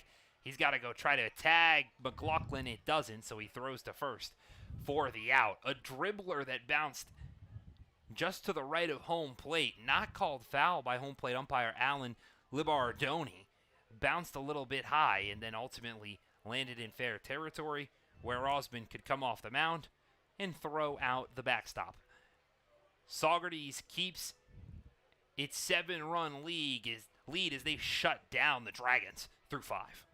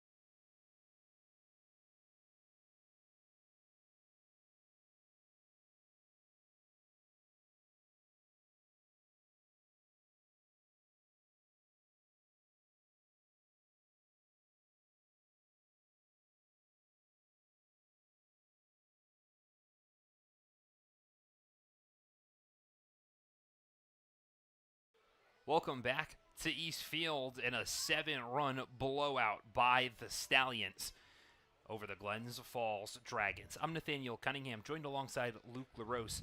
Aiden Newhall returns to the mound for his 5th inning of work. And Newhall, before this, had only pitched 3 innings. He did that once back on June 21st, where he threw 77 pitches in a 13-0 loss at the Boonville Lumberjacks. He's at 57 pitches tonight, but he is absolutely cruising through this Saugerties lineup, and he's only given up the 1 run. So if you're head coach Ryan Dio, why change it? The first pitch now to the 9-hole hitter, Andrew Reyes, popped up off to the right-hand side. He'll just sneak out of play over the fence, 0-1.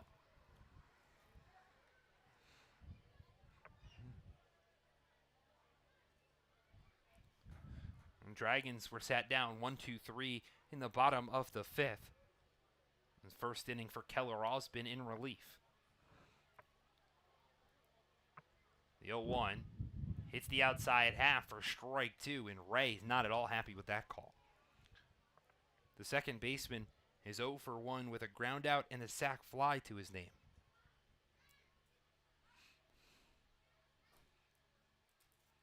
The pitch. Runs inside, drilled over to Diaz, who's got it again. How about the hot corner being perfect today? Enrique Diaz. He's like a vacuum over there at third. Makes out number 1 here in the 6th.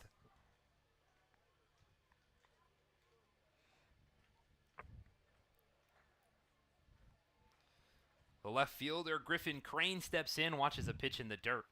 1-0. Crane is 2-for-2. Both his hits were RBI singles, one in the first and then another in the third. He watches another pitch in the dirt. 2-0.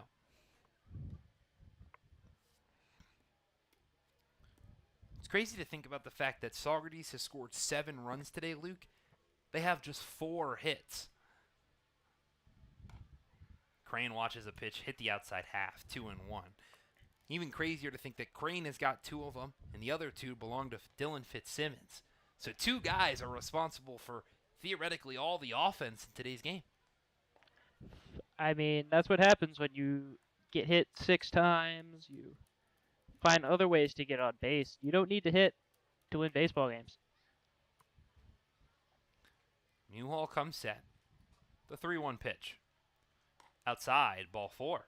Speaking of other ways to get on base, Crane reaches base for the 3rd time today. Puts himself on first with 1 out. Crane was trying to be aggressive his last time up.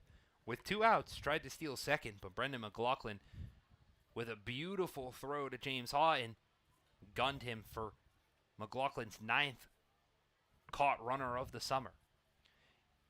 Into the grass comes Diaz with the speedster Luis Rodriguez. The throw to first, not in time. It was a high throw to Biller, as they almost caught Crane, who's a speedster in his own right. He's got 11 stolen bases in 12 games.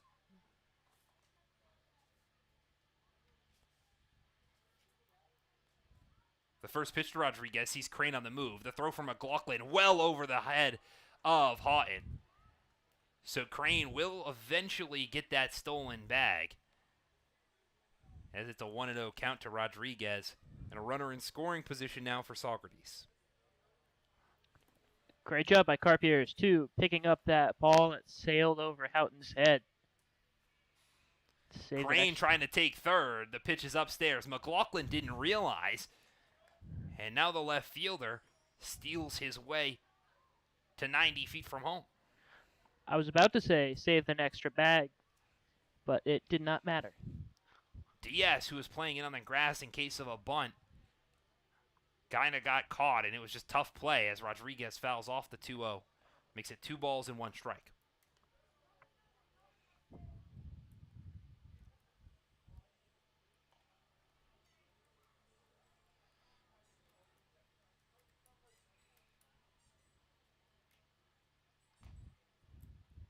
Two-one pitch, breaking ball, almost got outside the glove of McLaughlin. He just grabbed it at the edge of the mitt. Makes it 3 balls and 1 strike to Rodriguez.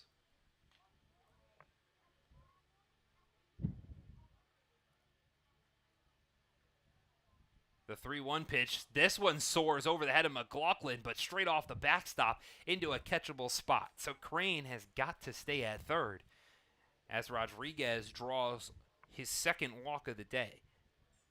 He's reached base 3 times in his first 4 at-bats, and we're only in the 6th inning. As pitching coach Matt Gonzalez will come out to have a conversation, and down in the bullpen, it looks like J.J. Trudeau, who is getting loose. So I'm sure the Dragons would love to see Newhall get through this 6th inning, but if not, they'll hand it to their closer. And Trudeau is looking for a little bit of redemption himself. His last appearance, it wasn't the prettiest. He'd only given up 1 run coming into that. He gave up 3 against the Utica Blue Sox, and it was just really an ugly game where Glens Falls was within a run in that 9th inning, and it was 4 runs that Trudeau gave up, 3 of which were earned. That kind of put the nail in the coffin at a 12-8 loss. You'd like for him to avoid that again tonight if he gets to pitch. A little bit of redemption for him. He's much better than what happened to him last time out against Utica. The Stallions are within reaching distance of what would be a mercy rule. The batter, with 2 runners on, Pat Costin, represents the 10th run and therefore the mercy rule run, as they're going to go check on Rodriguez at first as the throw gets by Biller and over into the dugout. Rodriguez, with his speedy legs, is trying to go first to third. Biller, who throws across the diamond, almost airs Diaz, who's got to come off the bag to grab it. So an errant throw from Aiden Newhall allows that 8th run for Saugerties to score. Rodriguez goes first to third on the E1.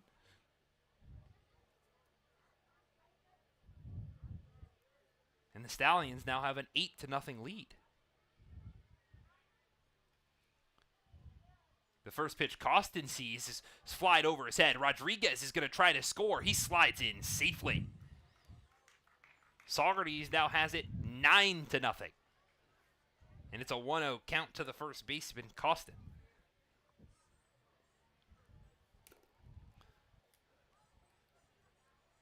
Pat Costin is 0 for 2 today with a strikeout and a groundout.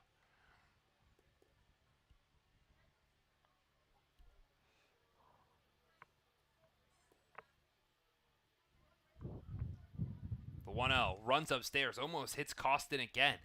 Back-to-back pitches from Newhall skied, and all of a sudden, head coach Ryan Dio jumps out of the bullpen, or jumps out of the dugout, and that means Newhall's day is coming to an end. J.J. Trudeau will come in to take over for him, as it's a 9-run ball game. The Dragons have got to keep it where it's at as we step aside for the pitching change.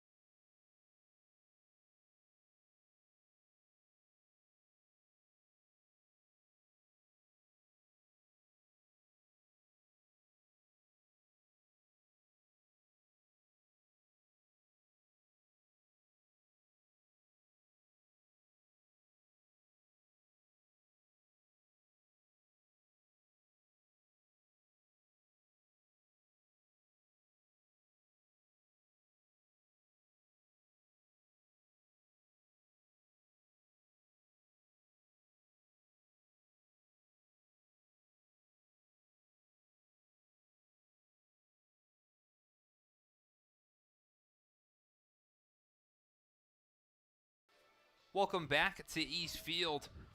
Here in the top of the sixth with 1 out and a 2-0 count to Pat Costin. J.J. Trudeau has got to welcome what was a poor situation from Aiden Newhall, whose day ends after 4 1/3 innings where he gave up just 2 hits, but he allowed 3 runs. 2 of them were earned. He struck out 4 and walked 2. So now there's a little bit of a situation down by the Dragons bullpen that's preventing this game from continuing, as it looks like it was Cody Meyer who was out and left, had a situation on with his glove he was trying to get situated, or his hand that he was trying to maybe take off a little bit of wrap, as we get back to Trudeau taking over on the mound. And again, his last appearance was one he and I'm sure everyone would like to forget, against the Blue Sox, where he pitched the 9th inning, but he gave up 3 hits, allowed 4 runs. 3 of them were earned, but he only struck out 1 batter. His first pitch now to Costin is a fastball that's spiked in the dirt to make it 3 balls and no strikes.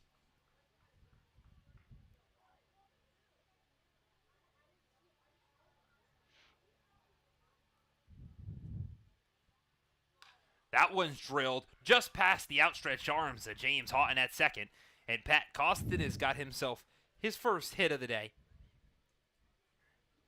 It welcomes J.J. Trudeau into the ballgame, and now Costin, who stands at first, is the mercy rule run in the 6th. So 3-0 swinging for the big first baseman brings in the catcher Logan Sanchez. First pitch Sanchez sees, he hits weakly over towards Carpier's at short. He steps on the bag, throws across the diamond in time. And Glens Falls turns their 14th double play of the summer and gets out of this inning skate clean and prevents the mercy rule from being into effect. The Stallions grab another 2. But we head to the bottom of the 6th, where Glens Falls' offense can come alive.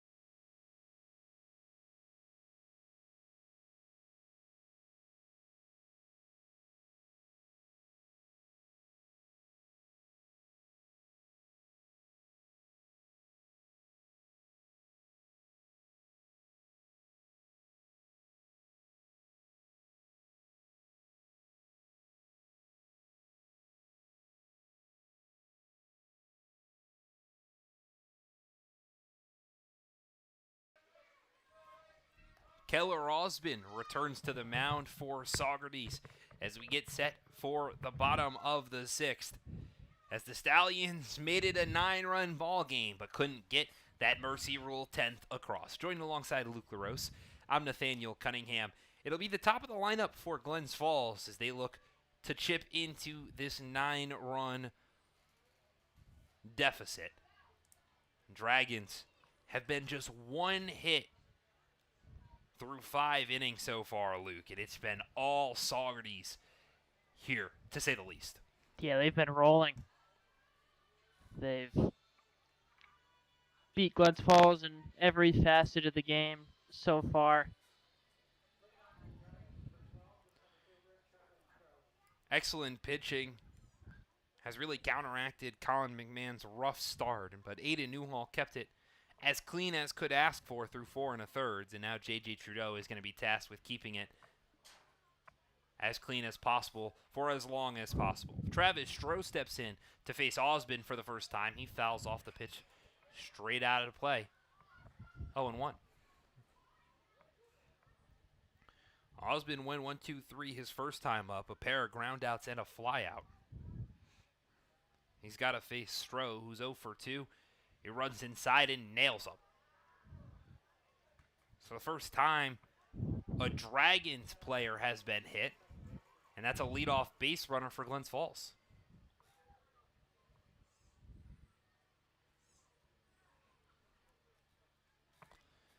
That brings up the lefty second baseman, James Houghton.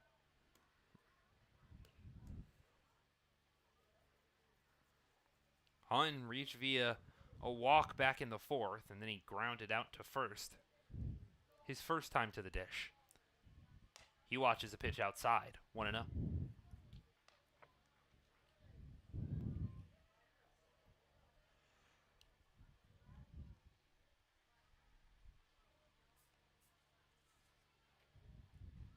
Stroh fakes like he's going to take off. They go check on him at first, but the ball was in the dirt. Picked by Costin, just couldn't apply the tag in time. Osbin did a good job to wait and got Stroh taking an extended secondary lead off of first as he tries to fake him again. And the 1-0 pitch is swung on and missed by Houghton. Evens the count at 1-1. Stroh's got 8 stolen bags this summer. He's been caught 3 times as well. All's been set. Stroh dancing. The 1-1 outside. 2 balls and 1 strike.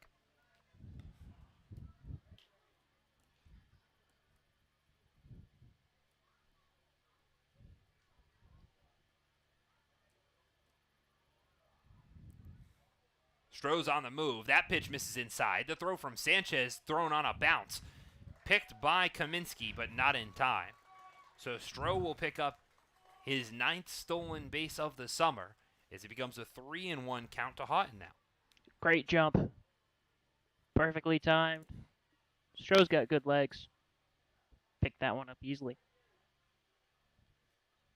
Sanchez throws out just 14% of runners. He was 5 for 35 coming into the ballgame. The 3-1 outside.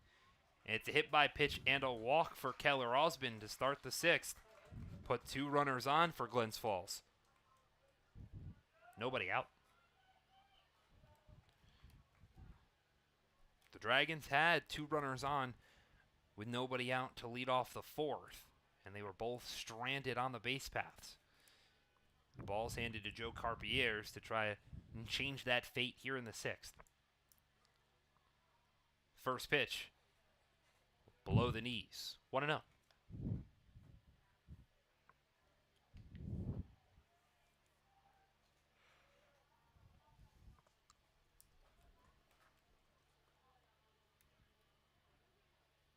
The pitch, outside, 2 balls and no strikes. Carpier's being patient at the plate. He's 0 for 2, reached via a fielder's choice, but struck out looking his first time up.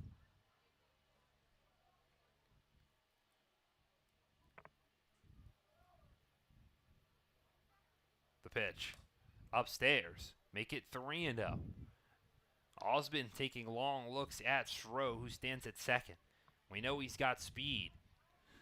Anything hit to the outfield that gets down for a base knock would bring around the first run of the ball game for Glens Falls. Stroh dancing, nobody holding him on. The pitch, chopped to the left-hand side. Kaminsky picks it, throws to third in time.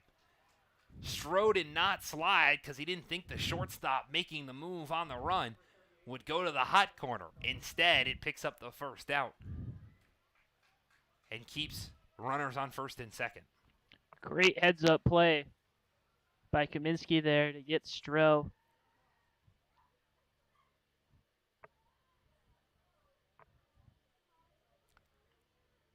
You don't often see a 6-5 put out, as in steps Robert Mello, who watches the first pitch outside.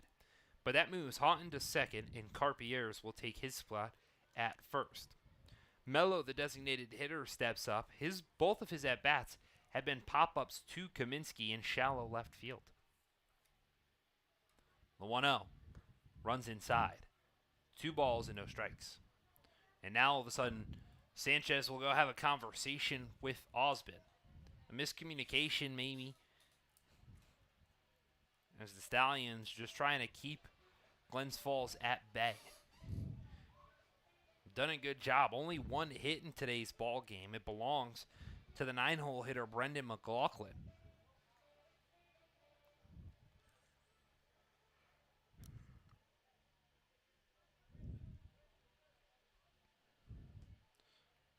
Osmond comes set. No one really holding on hot in that second. The pitch. Outside. 3-0. You wonder what the leash is like on Osmond. No one warming up for the Stallions in their bullpen. The pitch. Hits the outside half. 3 balls and 1 strike.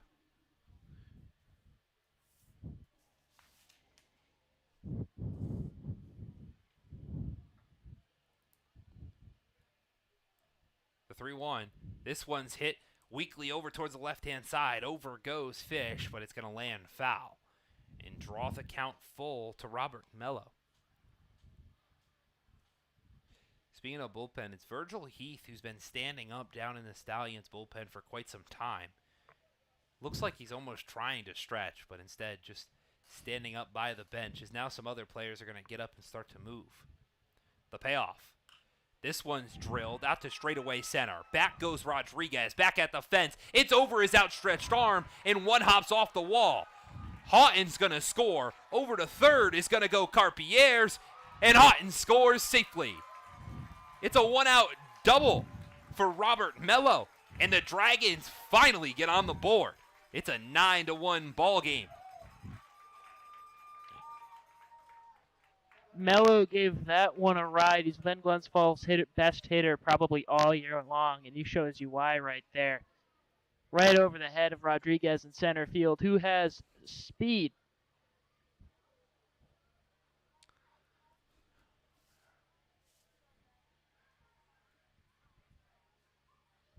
That's the 7th double of the summer for Robert Mello, and it brings up the big first baseman, Cam Biller. He takes a big cut at the first pitch he sees, but comes up empty-handed, 0-1. Biller was seeing the ball well out of Jace Van Valkenburg's hands. He had a couple of hard-hit balls, just nothing that was fair. Now he's got to pick it up from Keller Osmond. He watches that pitch outside. 1 ball and 1 strike. Biller flew out to left and popped out into foul territory along the first base line. The 1-1. On the outside half. 1 ball, 2 strikes.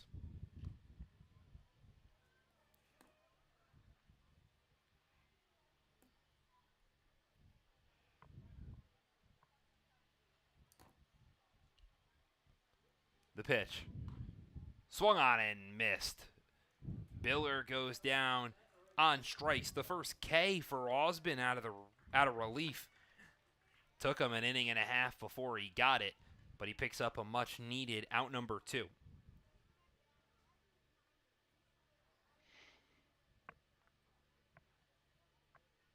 So the right fielder Chase Falcon will step in. He takes a big cut at the first pitch he sees. 0-1. Falcons 0 for 2. He struck out his first time and then reached via a fielder's choice back in the 4th. Osmond saw a sign, then asked Sanchez to reload it. The 0-1 outside. 1 ball and 1 strike.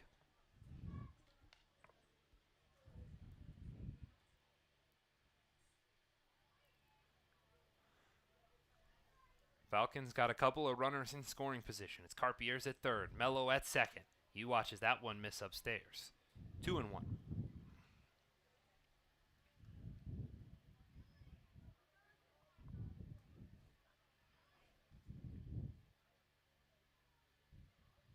Osmond's taking his time on the bump. The pitch. Swung on and missed. Had Falcon confused by the off-speed in the dirt. Makes it deuces wild in the bottom of the 6th. 2 balls, 2 strikes, 2 outs, 2 runners on. The Dragons can pour it on. Attack the Stallions. The pitch. Outside. Full count now from Osmond to Falcon.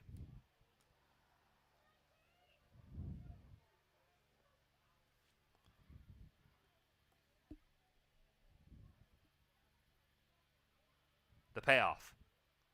Fouled straight back. Falcon just got a piece of it. Opened up his front foot.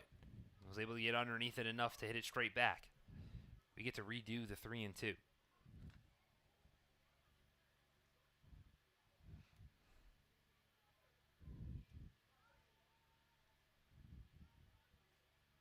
The pitch. Outside for ball 4.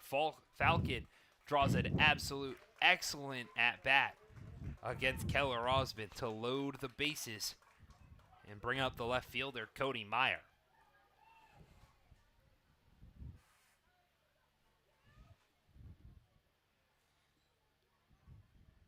Meyer's 0 for 2 today. Struck out looking his first time and grounded out the second. He watches the first pitch. Just missed the outside half. 1 ball, no strikes.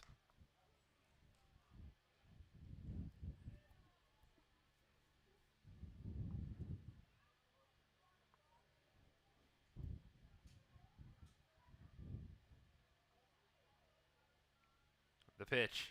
Chopped foul. Meyer went down by his ankles to get that one. Evens the count at 1-1.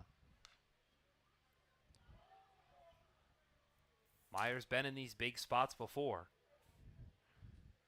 Got a pair of RBIs. His first homer of the season came that first week of the season.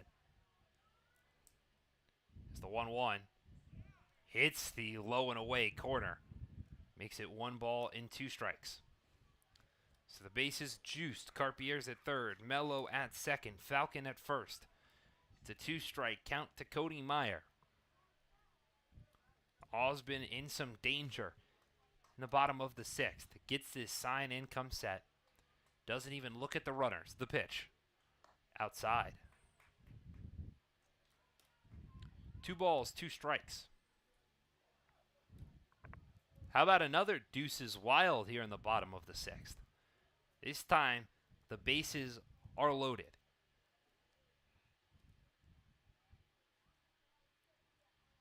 The pitch. Outside for ball 3. It's a full count drawn by Cody Meyer. He was in a 1-2 count. He worked it full. Strike 3, ball 4. All's been set. The payoff. Chopped. Weekly back towards the pitcher's mound. The run will come in to score. Meyer beats out the throw, and it gets away from the first baseman, Costin. Mello will come around to score. Coming from first is Falcon. The play at the plate, not in time. What an error by Keller Osmond. Meyer reaches on the error, and it's a bases clearing one.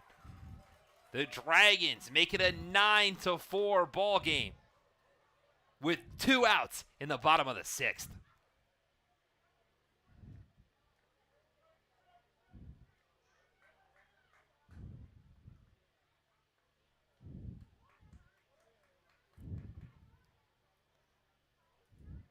Not every day that you see an error do that, and immediately assistant coach will come out and have a conversation on the mound with Osmond and the entire squad. It didn't look like anybody was warming up for the Stallions, but there seems to be an arm that heads down there to start loosening up as we speak, so looks like they might just ask Osmond to get through this last out. But the Dragons, they might be down, but they're not out, Luke. No, feels like every night when you get towards those middle innings, the Dragons start to come alive. And they've had a great inning against Osmond.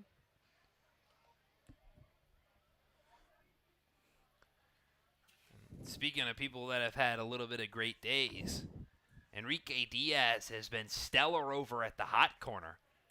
He would love nothing more than to add to his great day, pick up his 11th hit of the summer, and his first extra base hit he's still waiting on. And he's got a game and a half to do it as he swings at the first pitch. It's in foul territory off to the right-hand side. It'll get out of play over onto the concourse for a long strike 1.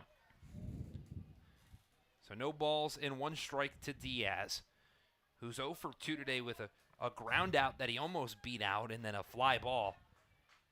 Looked like he might have got down in the gap. Instead, the right fielder got to it. He watches that pitch in the dirt to even it at 1-1.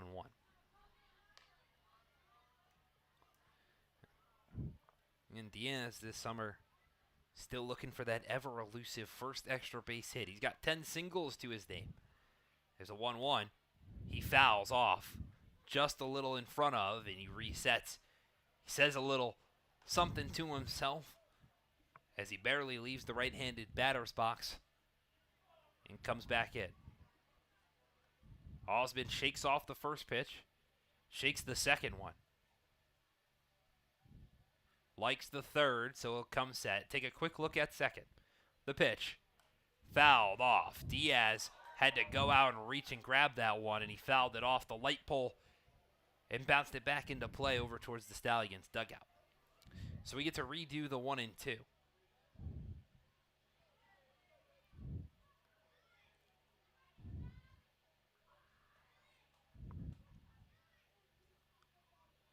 The pitch. Swung on and missed. Diaz was underneath the high heat, and Osmond stops the bleeding. We head to the last third of this ball game, but the Dragons put up 4 and have eaten in to a big Saugerties lead.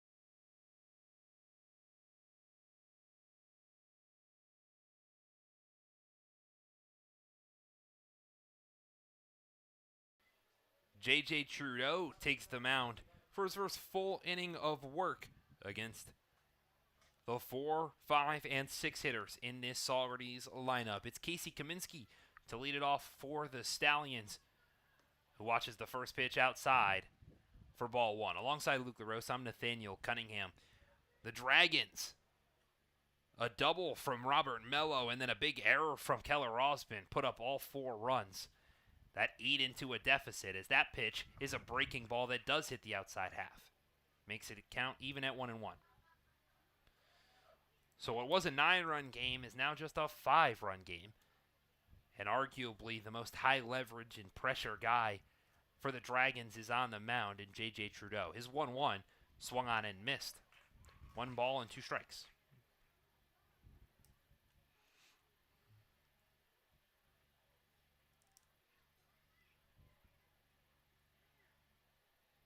He gets the sign, comes set. Kaminsky swings at that one. And Trudeau picks up the first strikeout of his outing and starts the 7 with a bang. Swung at the same pitch twice in a row, and Trudeau rang him up. So Kaminsky will walk back to the dugout for the 3rd time. Hand the bat over to George Baker, who's 0 for 1 with a strikeout, but he's been hit by a pitch twice today. He reached second in both at-bats, but wasn't able to do anything past that as Trudeau spikes one by the grass to Baker. 1-0.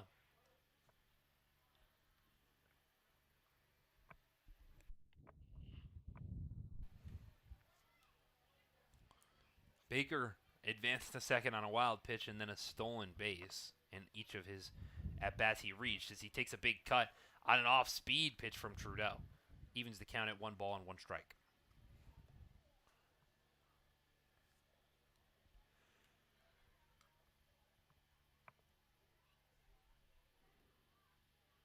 The pitch. Outside. 2-1. Behind Baker, it's the third baseman Brandon Fish and this stretch of lefties to face Trudeau for the first time. The 2-1. Also outside, gets away from McLaughlin behind the dish and makes it 3-1.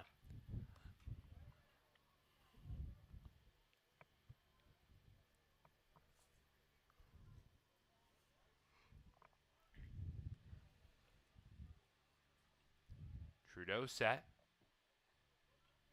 The 3-1 pitch outside for ball 4.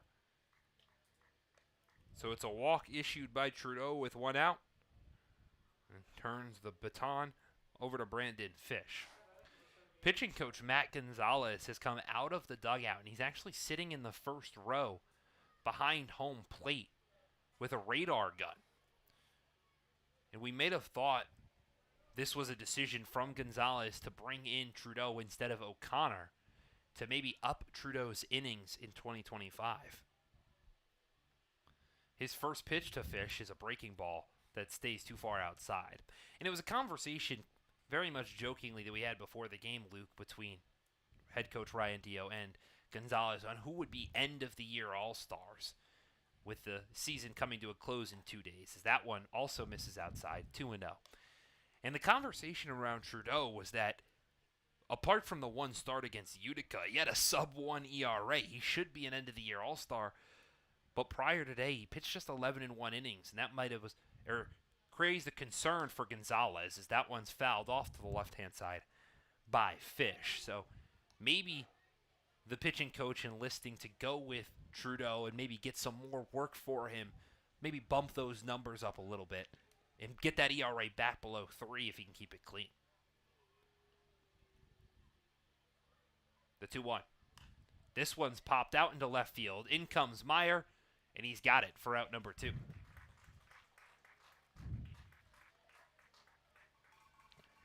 Trudeau's definitely been all-star caliber all year long, but Glens Falls not in very many save situations. They can't put their closer in.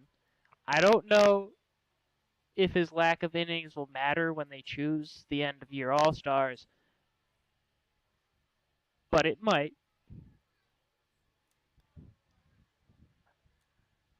He welcomes Dylan Fitzsimmons, who fouls off the first pitch he sees to the left-hand side, 0-1. And Trudeau, before the All-Star break, he had pitched in 5 1/3 innings and had given up just 4 hits, but he was not named a PGCBL All-Star. So maybe there is a valid concern to the lack of innings, as he gets a big cut from Fitzsimmons on a pitch that was well in the dirt to make it 0-2. On the same side, as soon as the All-Stars were announced, Trudeau came in at Shuttleworth Park against Amsterdam and threw his longest outing of the summer, where he went 3 innings and gave up just 1 knock to the Mohawks. In a very similar situation where the Dragons trailed by 9 in that one, he kept it clean. He's done so far here in the 7th. That pitch just missed outside. McLaughlin and Trudeau both thought it might have been strike 3. Instead, it becomes 1-2 strikes.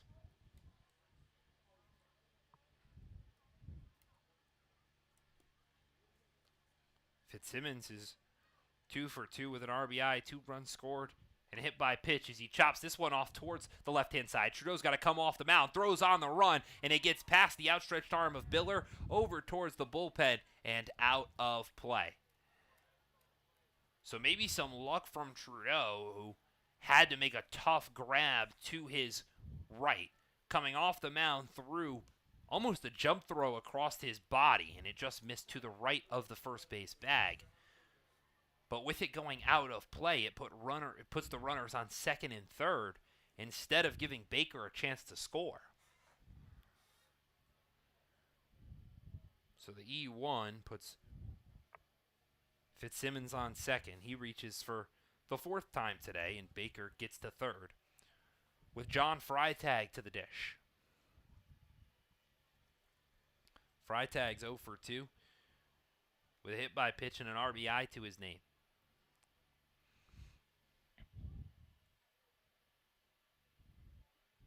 He watches a first pitch fastball in the dirt. 1-0.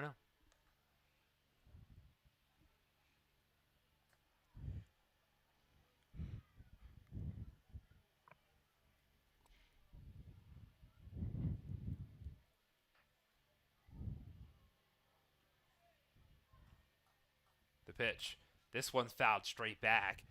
Freitag just got underneath it. Evens the count. 1 ball and 1 strike. It's not often that you see 6 lefties in a lineup, Luke.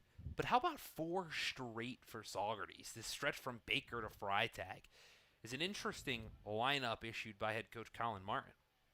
Yeah, no effort to break up the lefties. Usually they try to shuffle in some righties. The 1-1 misses in the dirt. Makes it 2-1. Makes sense when you've got a guy like Luis Rodriguez. He's going to be your leadoff hitter. And then Pat Constant has been solid in the 2-hole. Maybe just confidence that you have with Logan Sanchez and Casey Kaminsky, the other 2 righties in the lineup. Andrew Ray, who's all the way down there in the 9th spot. The 2-1 hits the outside half. Evens the count at 2-2. Yeah, usually you try to shuffle those guys in, but they've all been so good. You don't really want to push them down the lineup. So it's Deuces Wild for Freitag. He's got 2 balls, 2 strikes, 2 outs, 2 runners on. Trudeau's 1 pitch away from getting out of this inning. His delivery is chopped over towards the right-hand side. Off the bag comes Biller. He fields it cleanly, steps on first, and gives his pitcher Trudeau a little tap on the back and says, I got you. So out number 3 strands 2 runners, and the Dragons' bats can get going again in the bottom of the 7th.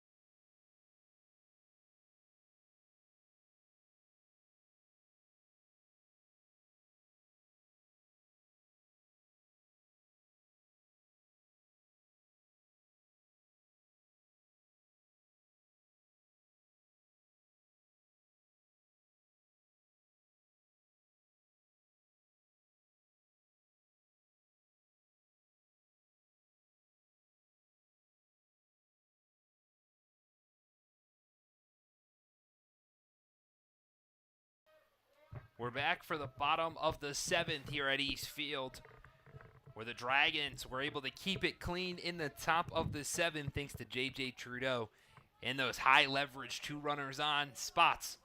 Hands it back to his team that scored 4 runs in the bottom of the 6th. It's 9-1-2 to lead it off for the Dragons as the first pitch to Brendan McLaughlin is in the dirt.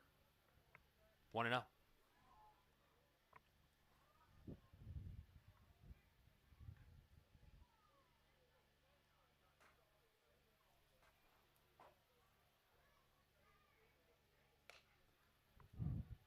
That one misses upstairs. It's 2-0 now, the count to McLaughlin, who's 1 for 2 today. He had the solo hit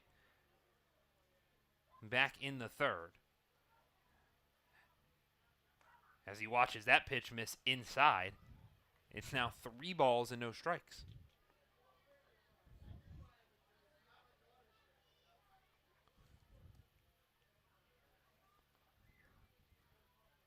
pitch. This one's drilled into center field. Rodriguez has got to come in, dives out, and it's out of his glove. Rodriguez tried to make the diving snag, take a hit away from the backstop McLaughlin. Instead, it's in and out of the center fielder's mitt for a leadoff single. And the lineup will turn over to Travis Stroh. McLaughlin's been hitting the ball hard tonight. It's a bit of a rarity for him, but just 2 hits, he's got a hold of them.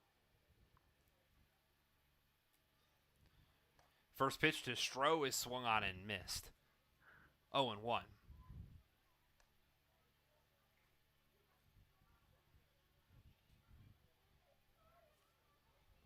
Stroh today is 0 for 2. He was hit by a pitch back in the 6th. As he watches that one miss upstairs, gets away from Sanchez, going to for second is McLaughlin, and he's gunned. Sanchez with an excellent throw from just right of home plate. Put it on the money to Kaminsky.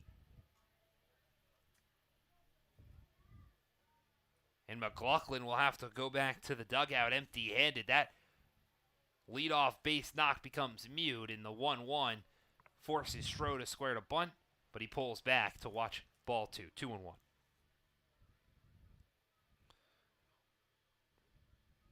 That's the 6th runner Sanchez has caught on the base pass this summer as the 2-1 is popped up high over towards the right-hand side. Constance has got it, and he brings it in for out number 2. So it looked like it might have been a continuation of the 6th. A leadoff single from McLaughlin. The momentum gets stolen and ripped back in the favor of Saugerties. After a caught stealing and then a pop-up on the infield, turns the bat to James Houghton. He watches the first pitch upstairs, 1-0.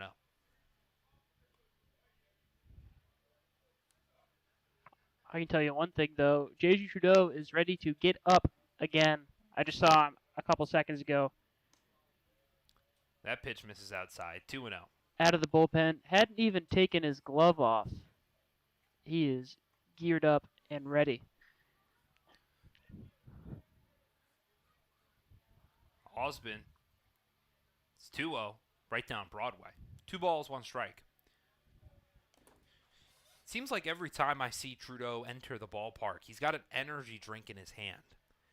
And usually before he comes into the bullpen, he takes his last sip. So you could understand if he's a little caffeinated for those appearances. As Houghton watches a pitch that just snuck in on the outside corner.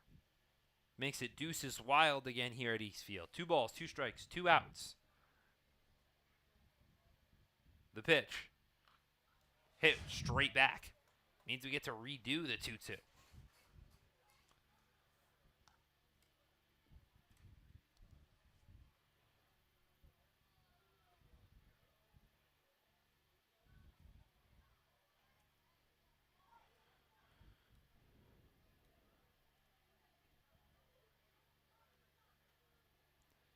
Osbin's 2-2. Bounced in the dirt. So full count for the reliever. After being caught for 4 runs on just 1 hit and that big error by Keller Osbin, you imagined his day was done after 2 innings, but he's returned to the mound for the 3rd, and he issues a 2-out walk now to James Houghton.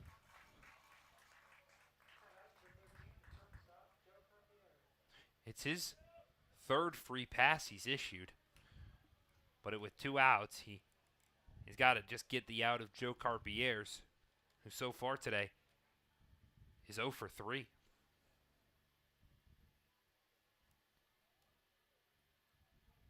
Carpier's watches the first pitch up. Sanchez trying to backpick Houghton, who easily will get back into first. So the backstop thought he might catch the second baseman looming on the base paths.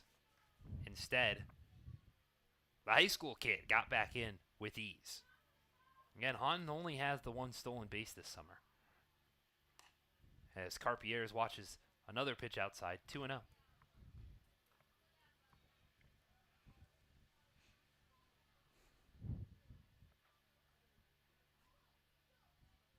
pitch. This one's popped up a mile high into left center field. Over goes Rodriguez, and he's got it for out number 3. So Osmond gets some help from his defense to make it a third inning that he keeps it clean and keeps Saugerties' 5-run lead. We head to the 8th here at East Field.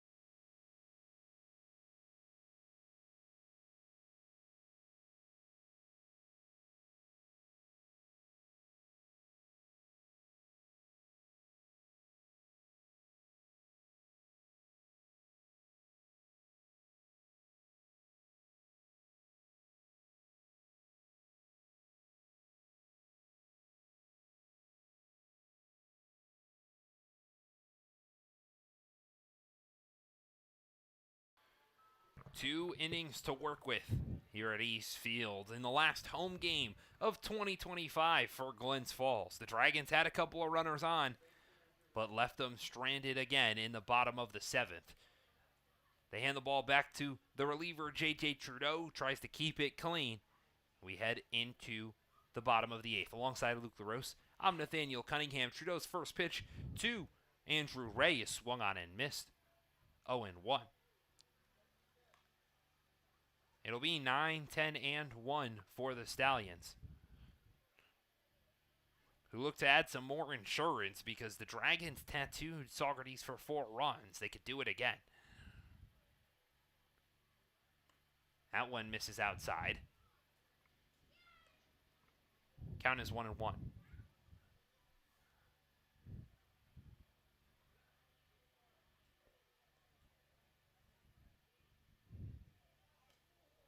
That one runs inside. Almost nails Ray.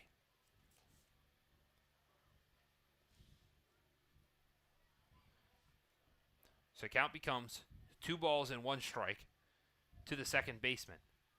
The pitch is popped up foul.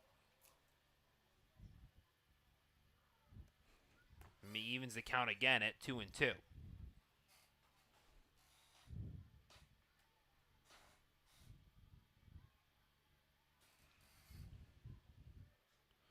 So Trudeau comes set.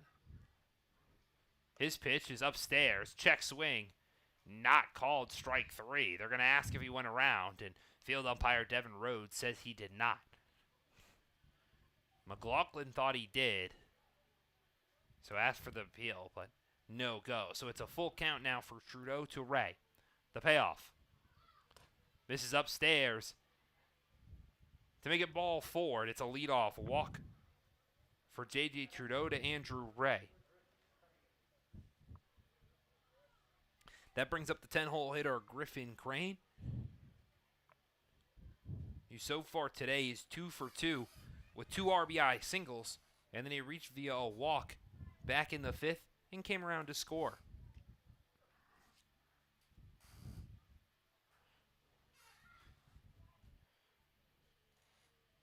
Trudeau's first pitch hits the outside half. Strike 1. 0-1 now to Griffin Crane as Diaz, the third baseman, comes in to the grass, and all of a sudden he'll step back to his normal position. The 0-1, chop foul, straight back, makes it 0-2.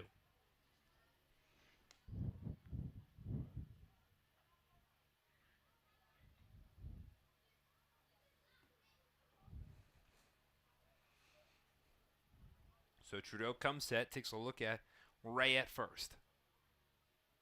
The pitch. Outside. 1 ball and 2 strikes.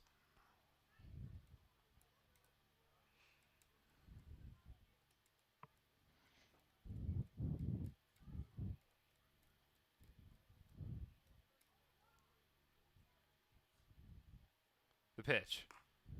Tried to slot on the outside corner, just a little too far outside, makes it a 2-2 count. Trudeau's gone to that well 3 straight pitches. Does he change it up or try it again? Come set. Quick look to first. The pitch. This one a little bit more down Broadway, and it's fouled off by Crane and off a house to the left.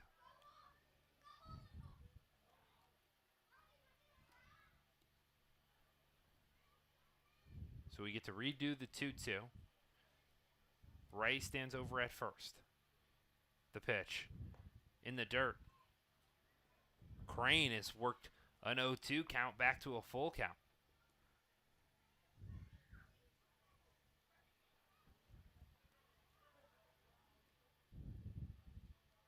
Trudeau's payoff.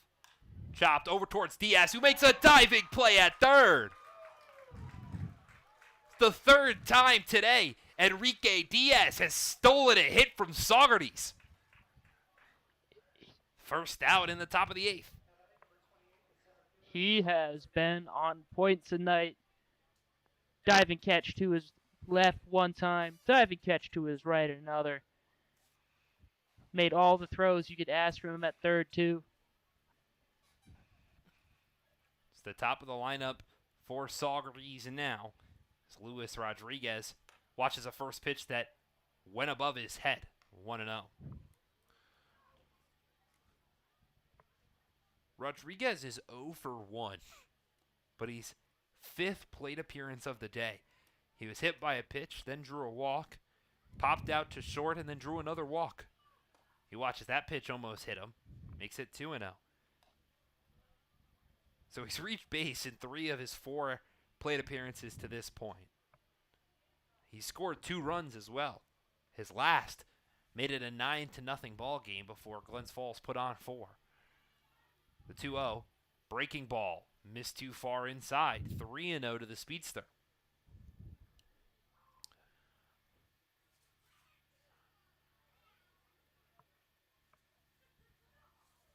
Ray over at first has not even flinched like he's moving towards second. As the 3-0 from Trudeau is in at the knees, 3-1. He does have a stolen base, does Andrew Ray, but he's taking a very shallow lead and almost putting his hands on his knees. The 3-1 runs upstairs for ball 4, and it's the second free pass issued by J.J. Trudeau in the 8th. Put 2 runners on for the middle part of the Saugerties lineup. It's the big lefty Pat Costin that'll step in. He's 1 for 3 with a single and a walk.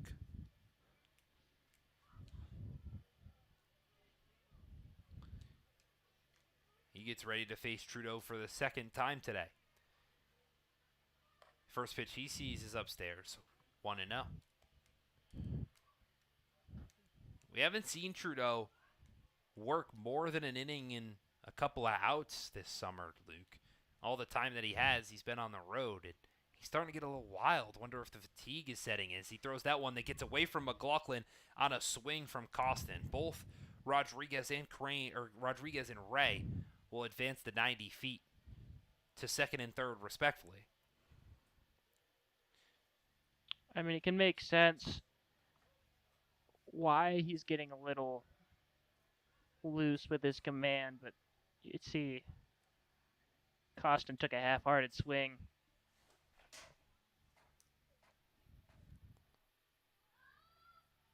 The 1-1. Breaking ball, got the outside half. Makes it 1-2. This next pitch will be pitch number 45 for J.J. Trudeau. He's normally brought in for the 9th and only the 9th. Is working his way to that 50 number. The 1-2 chopped off to the right-hand side. Houghton picks it up, throws the first for the force out. but that'll allow a run to come in score. So Saugerties makes it a 10-4 ball game, but the Dragons grab a second out, and Rodriguez moved up to third. They traded the run for the out that time, but I'm convinced at this point that Trudeau likes to get himself into a jam just to work out of it every inning. There's something about those high leverage situations that he just has a knack for. As he throws his first pitch to Logan Sanchez, it's hit on the right side underneath the glove of Biller at first and into right field, allows Rodriguez to score. So it's an RBI single for Logan Sanchez, and maybe the second time through the lineup for Saugerties is starting to get to the reliever. So far this year, he's never had to face a lineup twice. He's never seen that lineup roll over.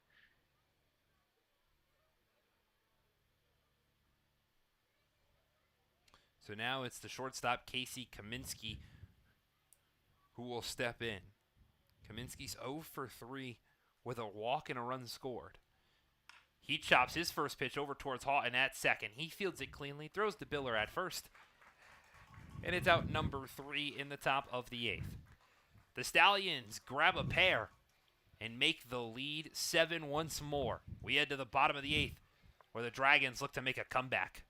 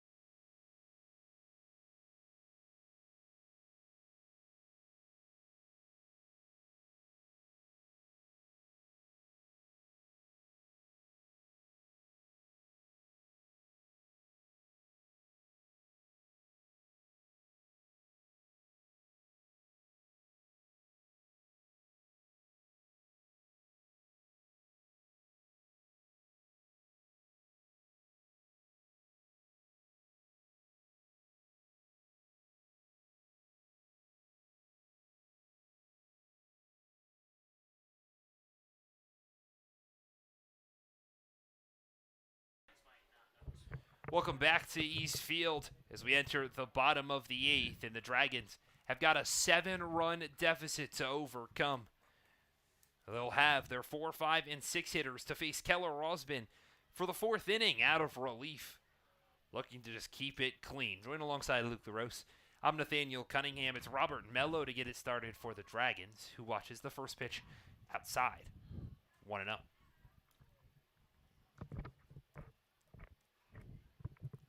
The 1-0 pitch is fouled off just over the netting and out of play. Makes it 1 ball and 1 strike. Mello, so far today, he's 1 for 3, had a double back in the 6th, and then reached home via an error. As he watches that pitch just miss the outside half. 2 balls, 1 strike.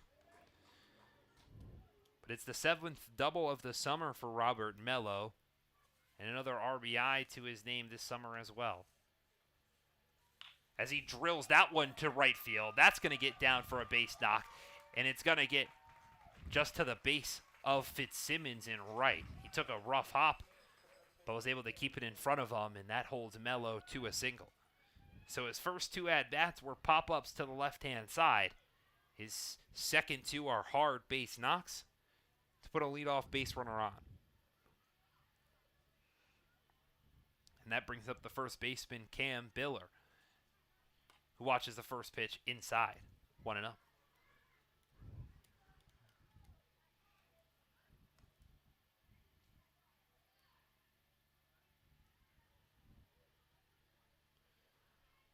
Biller today is 0 for 3. A fly out, a pop out, and a strikeout. He watches that pitch. Late call from home plate umpire Alan Libardoni. But it evens the count at 1-1. Giant hole on the first base side of the infield.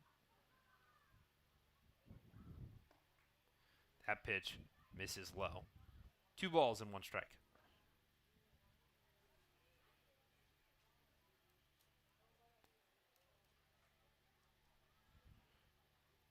All's been set. The pitch. Hit over towards the shortstop, Kaminsky, who can't field it cleanly, and it goes off his glove. It allows Biller to reach safely. So the second error for Casey Kaminsky today puts 2 runners on with nobody out.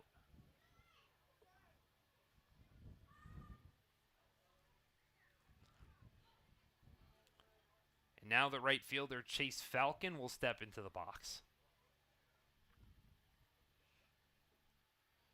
Falcon watches the first pitch in the dirt. 1-0.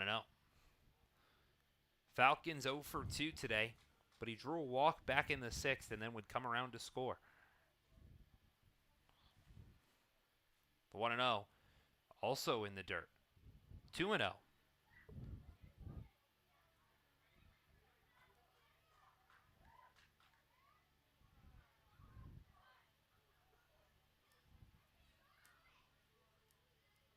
The pitch, swung on and missed. Falcon taking a big cut up in the sky, trying to send that ball a long way.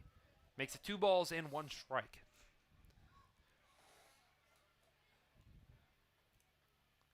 All's been trying to move quickly now. The pitch in the dirt. 3 balls and 1 strike.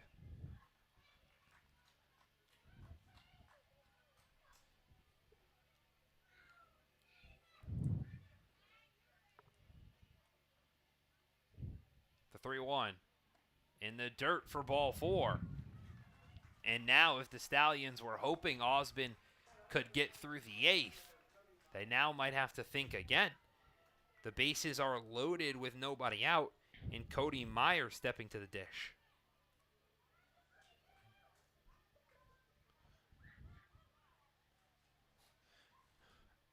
Meyer is 0 for 3 today.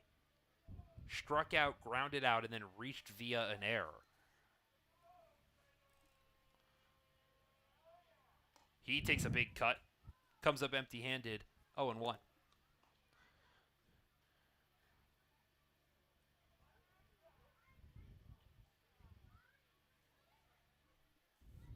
Meyer hit the first home run of the summer back in game number 2, his lone homer this year. As he drills this one back up the middle, Kaminsky fields this cleanly, steps on the bag, throws the first in time.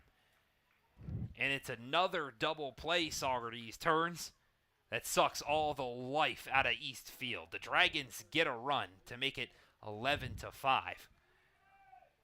But the Stallions take 2 outs. And now they just need 1 to get out of it.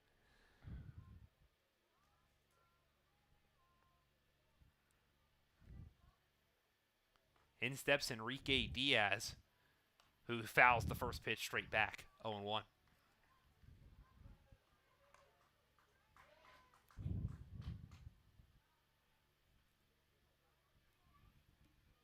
Diaz is 0 for 3. Ground out, fly out, and a strikeout. Watches a pitch in the dirt that gets behind Sanchez. Biller thought about coming home, but instead with it hard off the backstop, will stay at third.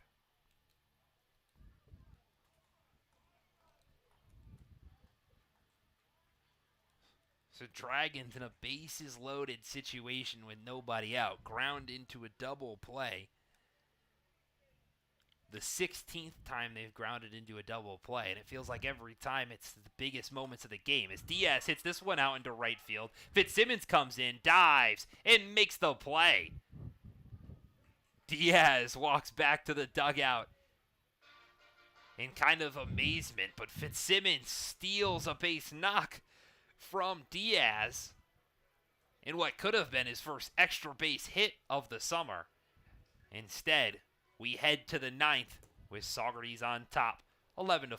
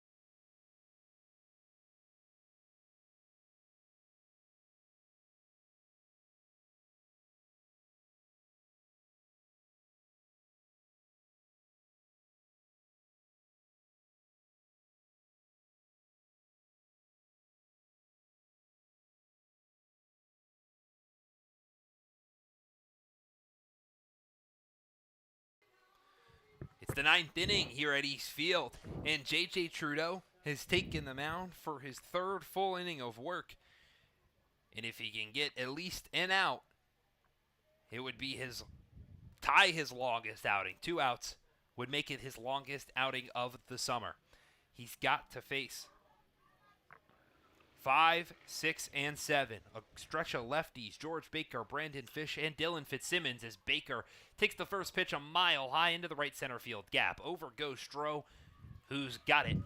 And it's a 1-pitch, 1 out in the top of the 9th.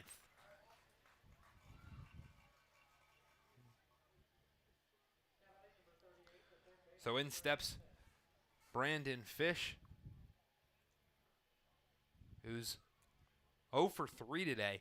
A ground out, a fly out, and a strikeout. But he was hit by a pitch back in the 1st and came around to score. He's first pitch swinging. This one through the hole on the left side and into left field for a base knock. So Trudeau had a 1-pitch out to Baker, and his first pitch to Fish is a single. Put a runner on first. Saugerties' inning not wasting any time. That brings up the right fielder, Dylan Fitzsimmons, who's 2 for 3. A double, a single. He's reached every at-bat. He was hit by a pitch and reached via an error as he watches the first pitch strike in the zone, 0-1. Trudeau, quick to work, takes a rough look at Fish, throws. That's a breaking ball in the dirt. 1-1.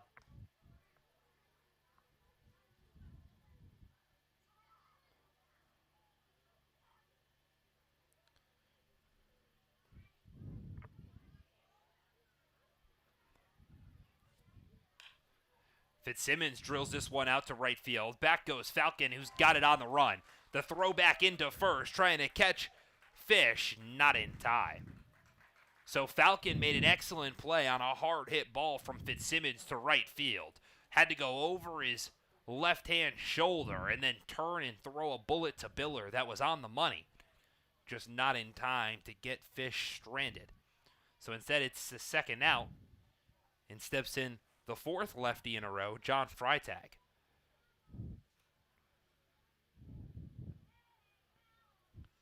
And that is officially the longest outing of J.J. Trudeau's summer. It happens in the final home game of 2025, and he throws a first pitch strike to Freitag, 0-1.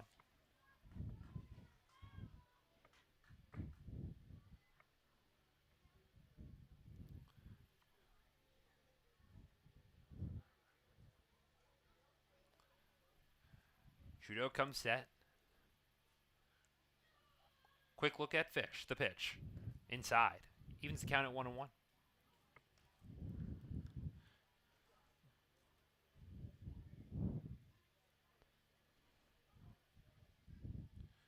So Freitag, who's 0 for 3, pair of ground outs and a strikeout to his name. He was also hit by a pitch back in the 1st, just couldn't score. As Trudeau puts a beautiful breaking ball in the outside half, called ball 2. Makes the count 2 balls and 1 strike to the bottom half of this Stallions lineup. That's really done the bulk of the damage. That one's in the dirt. McLaughlin does a good job to keep it in front. Evens the count. Or makes the count 3 balls and 1 strike.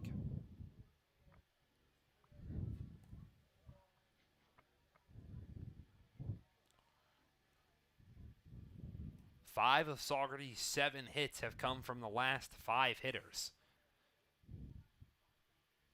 Started with Fish as that pitch misses outside, and it's a 5-pitch walk to Freitag. So now there's 2 runners on with 2 outs. And the sole righty in this latter half stretch of Andrew Ray. Ray's 0 for 2. Had a sacrifice fly back in the 1st. And then he reached via a walk in the 8th and would come around to score. First pitch he sees is in the dirt. Ball 1. Makes it a 1-0 count.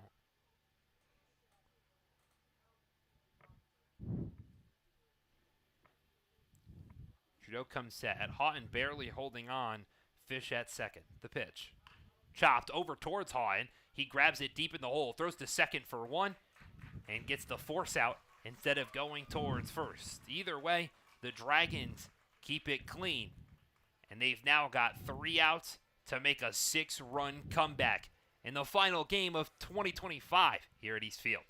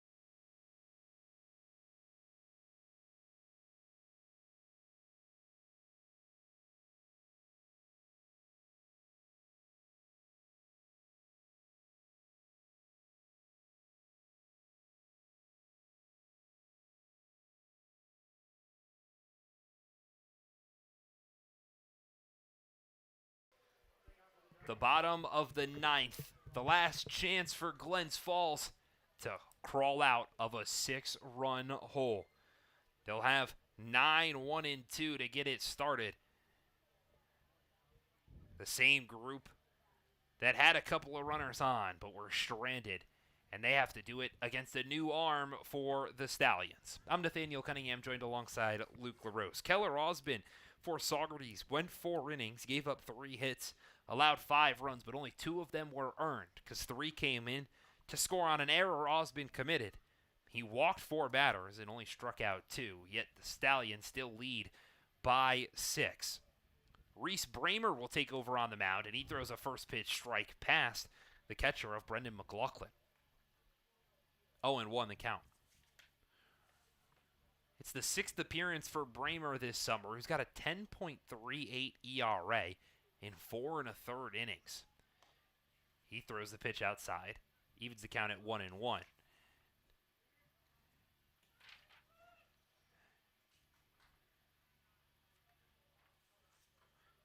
Bramer has been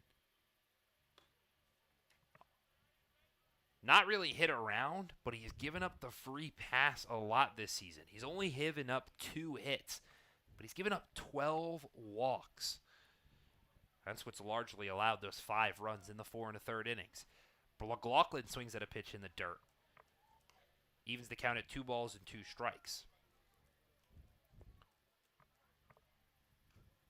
Bramer made his PGCBL debut against the Dragons in Saugerties at the beginning of July, and he picks up his first strikeout today on McLaughlin to get the bottom of the 9th started.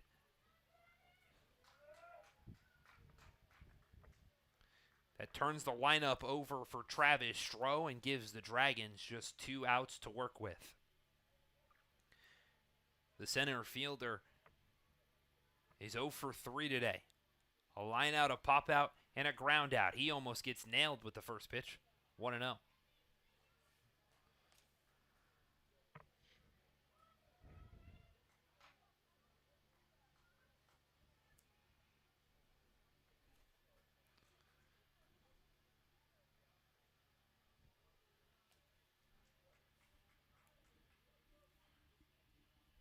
Stroh was hit by a pitch back in the 2nd, and then he got to second via a stolen bag as he fouls off the 1-0 straight back, evens it at 1-1. But then it was an excellent play from the shortstop Casey Kaminsky to throw out Stroh on a force play at third. The Dragons would still grab 4 runs that inning, but it didn't work as Bramer tried to throw a breaking ball that he let go of way too early, and that pitch wasn't even near a batter's box. It missed about 3 feet to the right of the lefty side. And straight to the backstop. Sanchez didn't even make an attempt for it. Makes the count 2-1.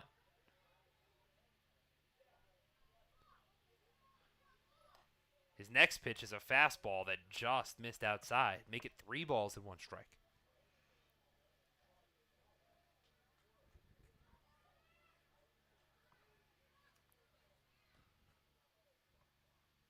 The pitch popped up off to the right-hand side. Over goes Constant. In foul territory, he's got it for out number 2.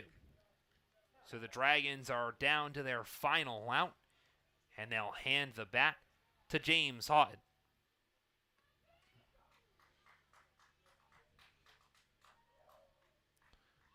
Houghton today, he's 0 for 1. His first out was a ground out back in the first.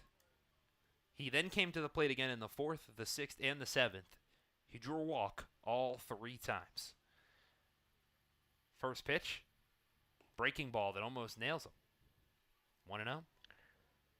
They'd like him to draw another walk just to keep their hopes alive tonight.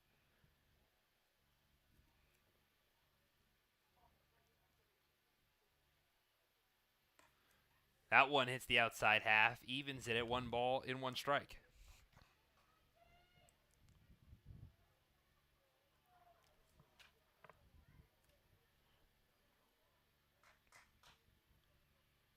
The 1-1. Swung on and missed. And now the Dragons are down to their final strike.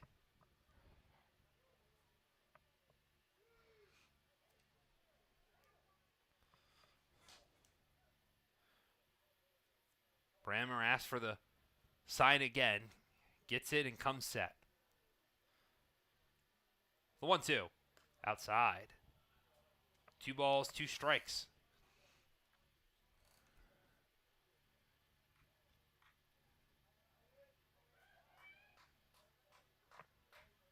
The Stallions on the brink of a 4-game win streak. The 2-2 in the dirt makes it a full count. So Houghton doing a good job to fight.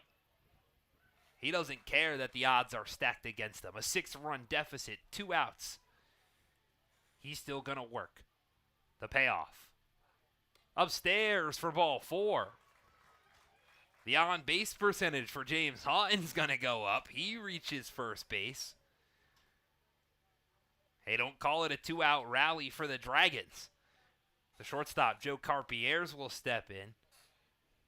He looks to reverse his 0 for 4 day. He's reached base twice, both via fielder's choice. But he struck out looking and flew out to center field his last at-bat. He watches a pitch almost nail him on the elbow guard. 1-0.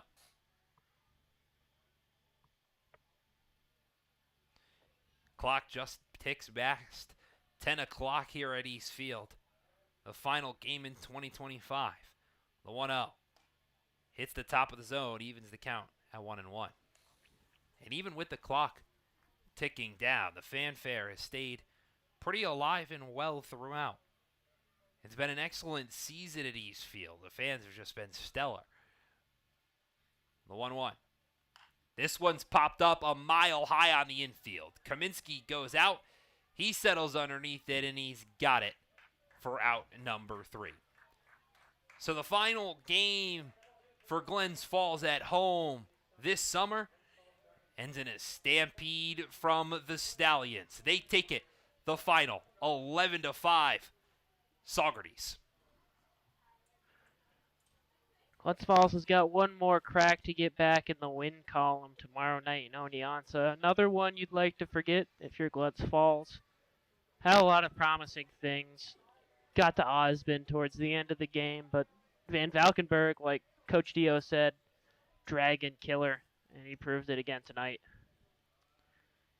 It's a rough performance for Glens Falls, who scored just 5 runs on 4 hits They had 2 errors and they stranded 7. On the flip side, Saugerties poured on 11 runs on 7 hits, 3 errors, and they stranded 11. Keller Osmond, the guy who was hit around a little bit, will pick up the win with Colin McMahon taking the loss in the final game here at Eastfield in 2025. Luke, before we go off air for the final time this summer, it's just been an absolutely incredible experience. I know for myself, the ability to come up here to Glens Falls and to be around this team, to follow this team and everything that's gone on, it's been a pleasure. You have a favorite memory from this 2025 summer you'll never forget? I mean, a little bit cliche, but the walk-off on Billy Floyd night, that was a fun one.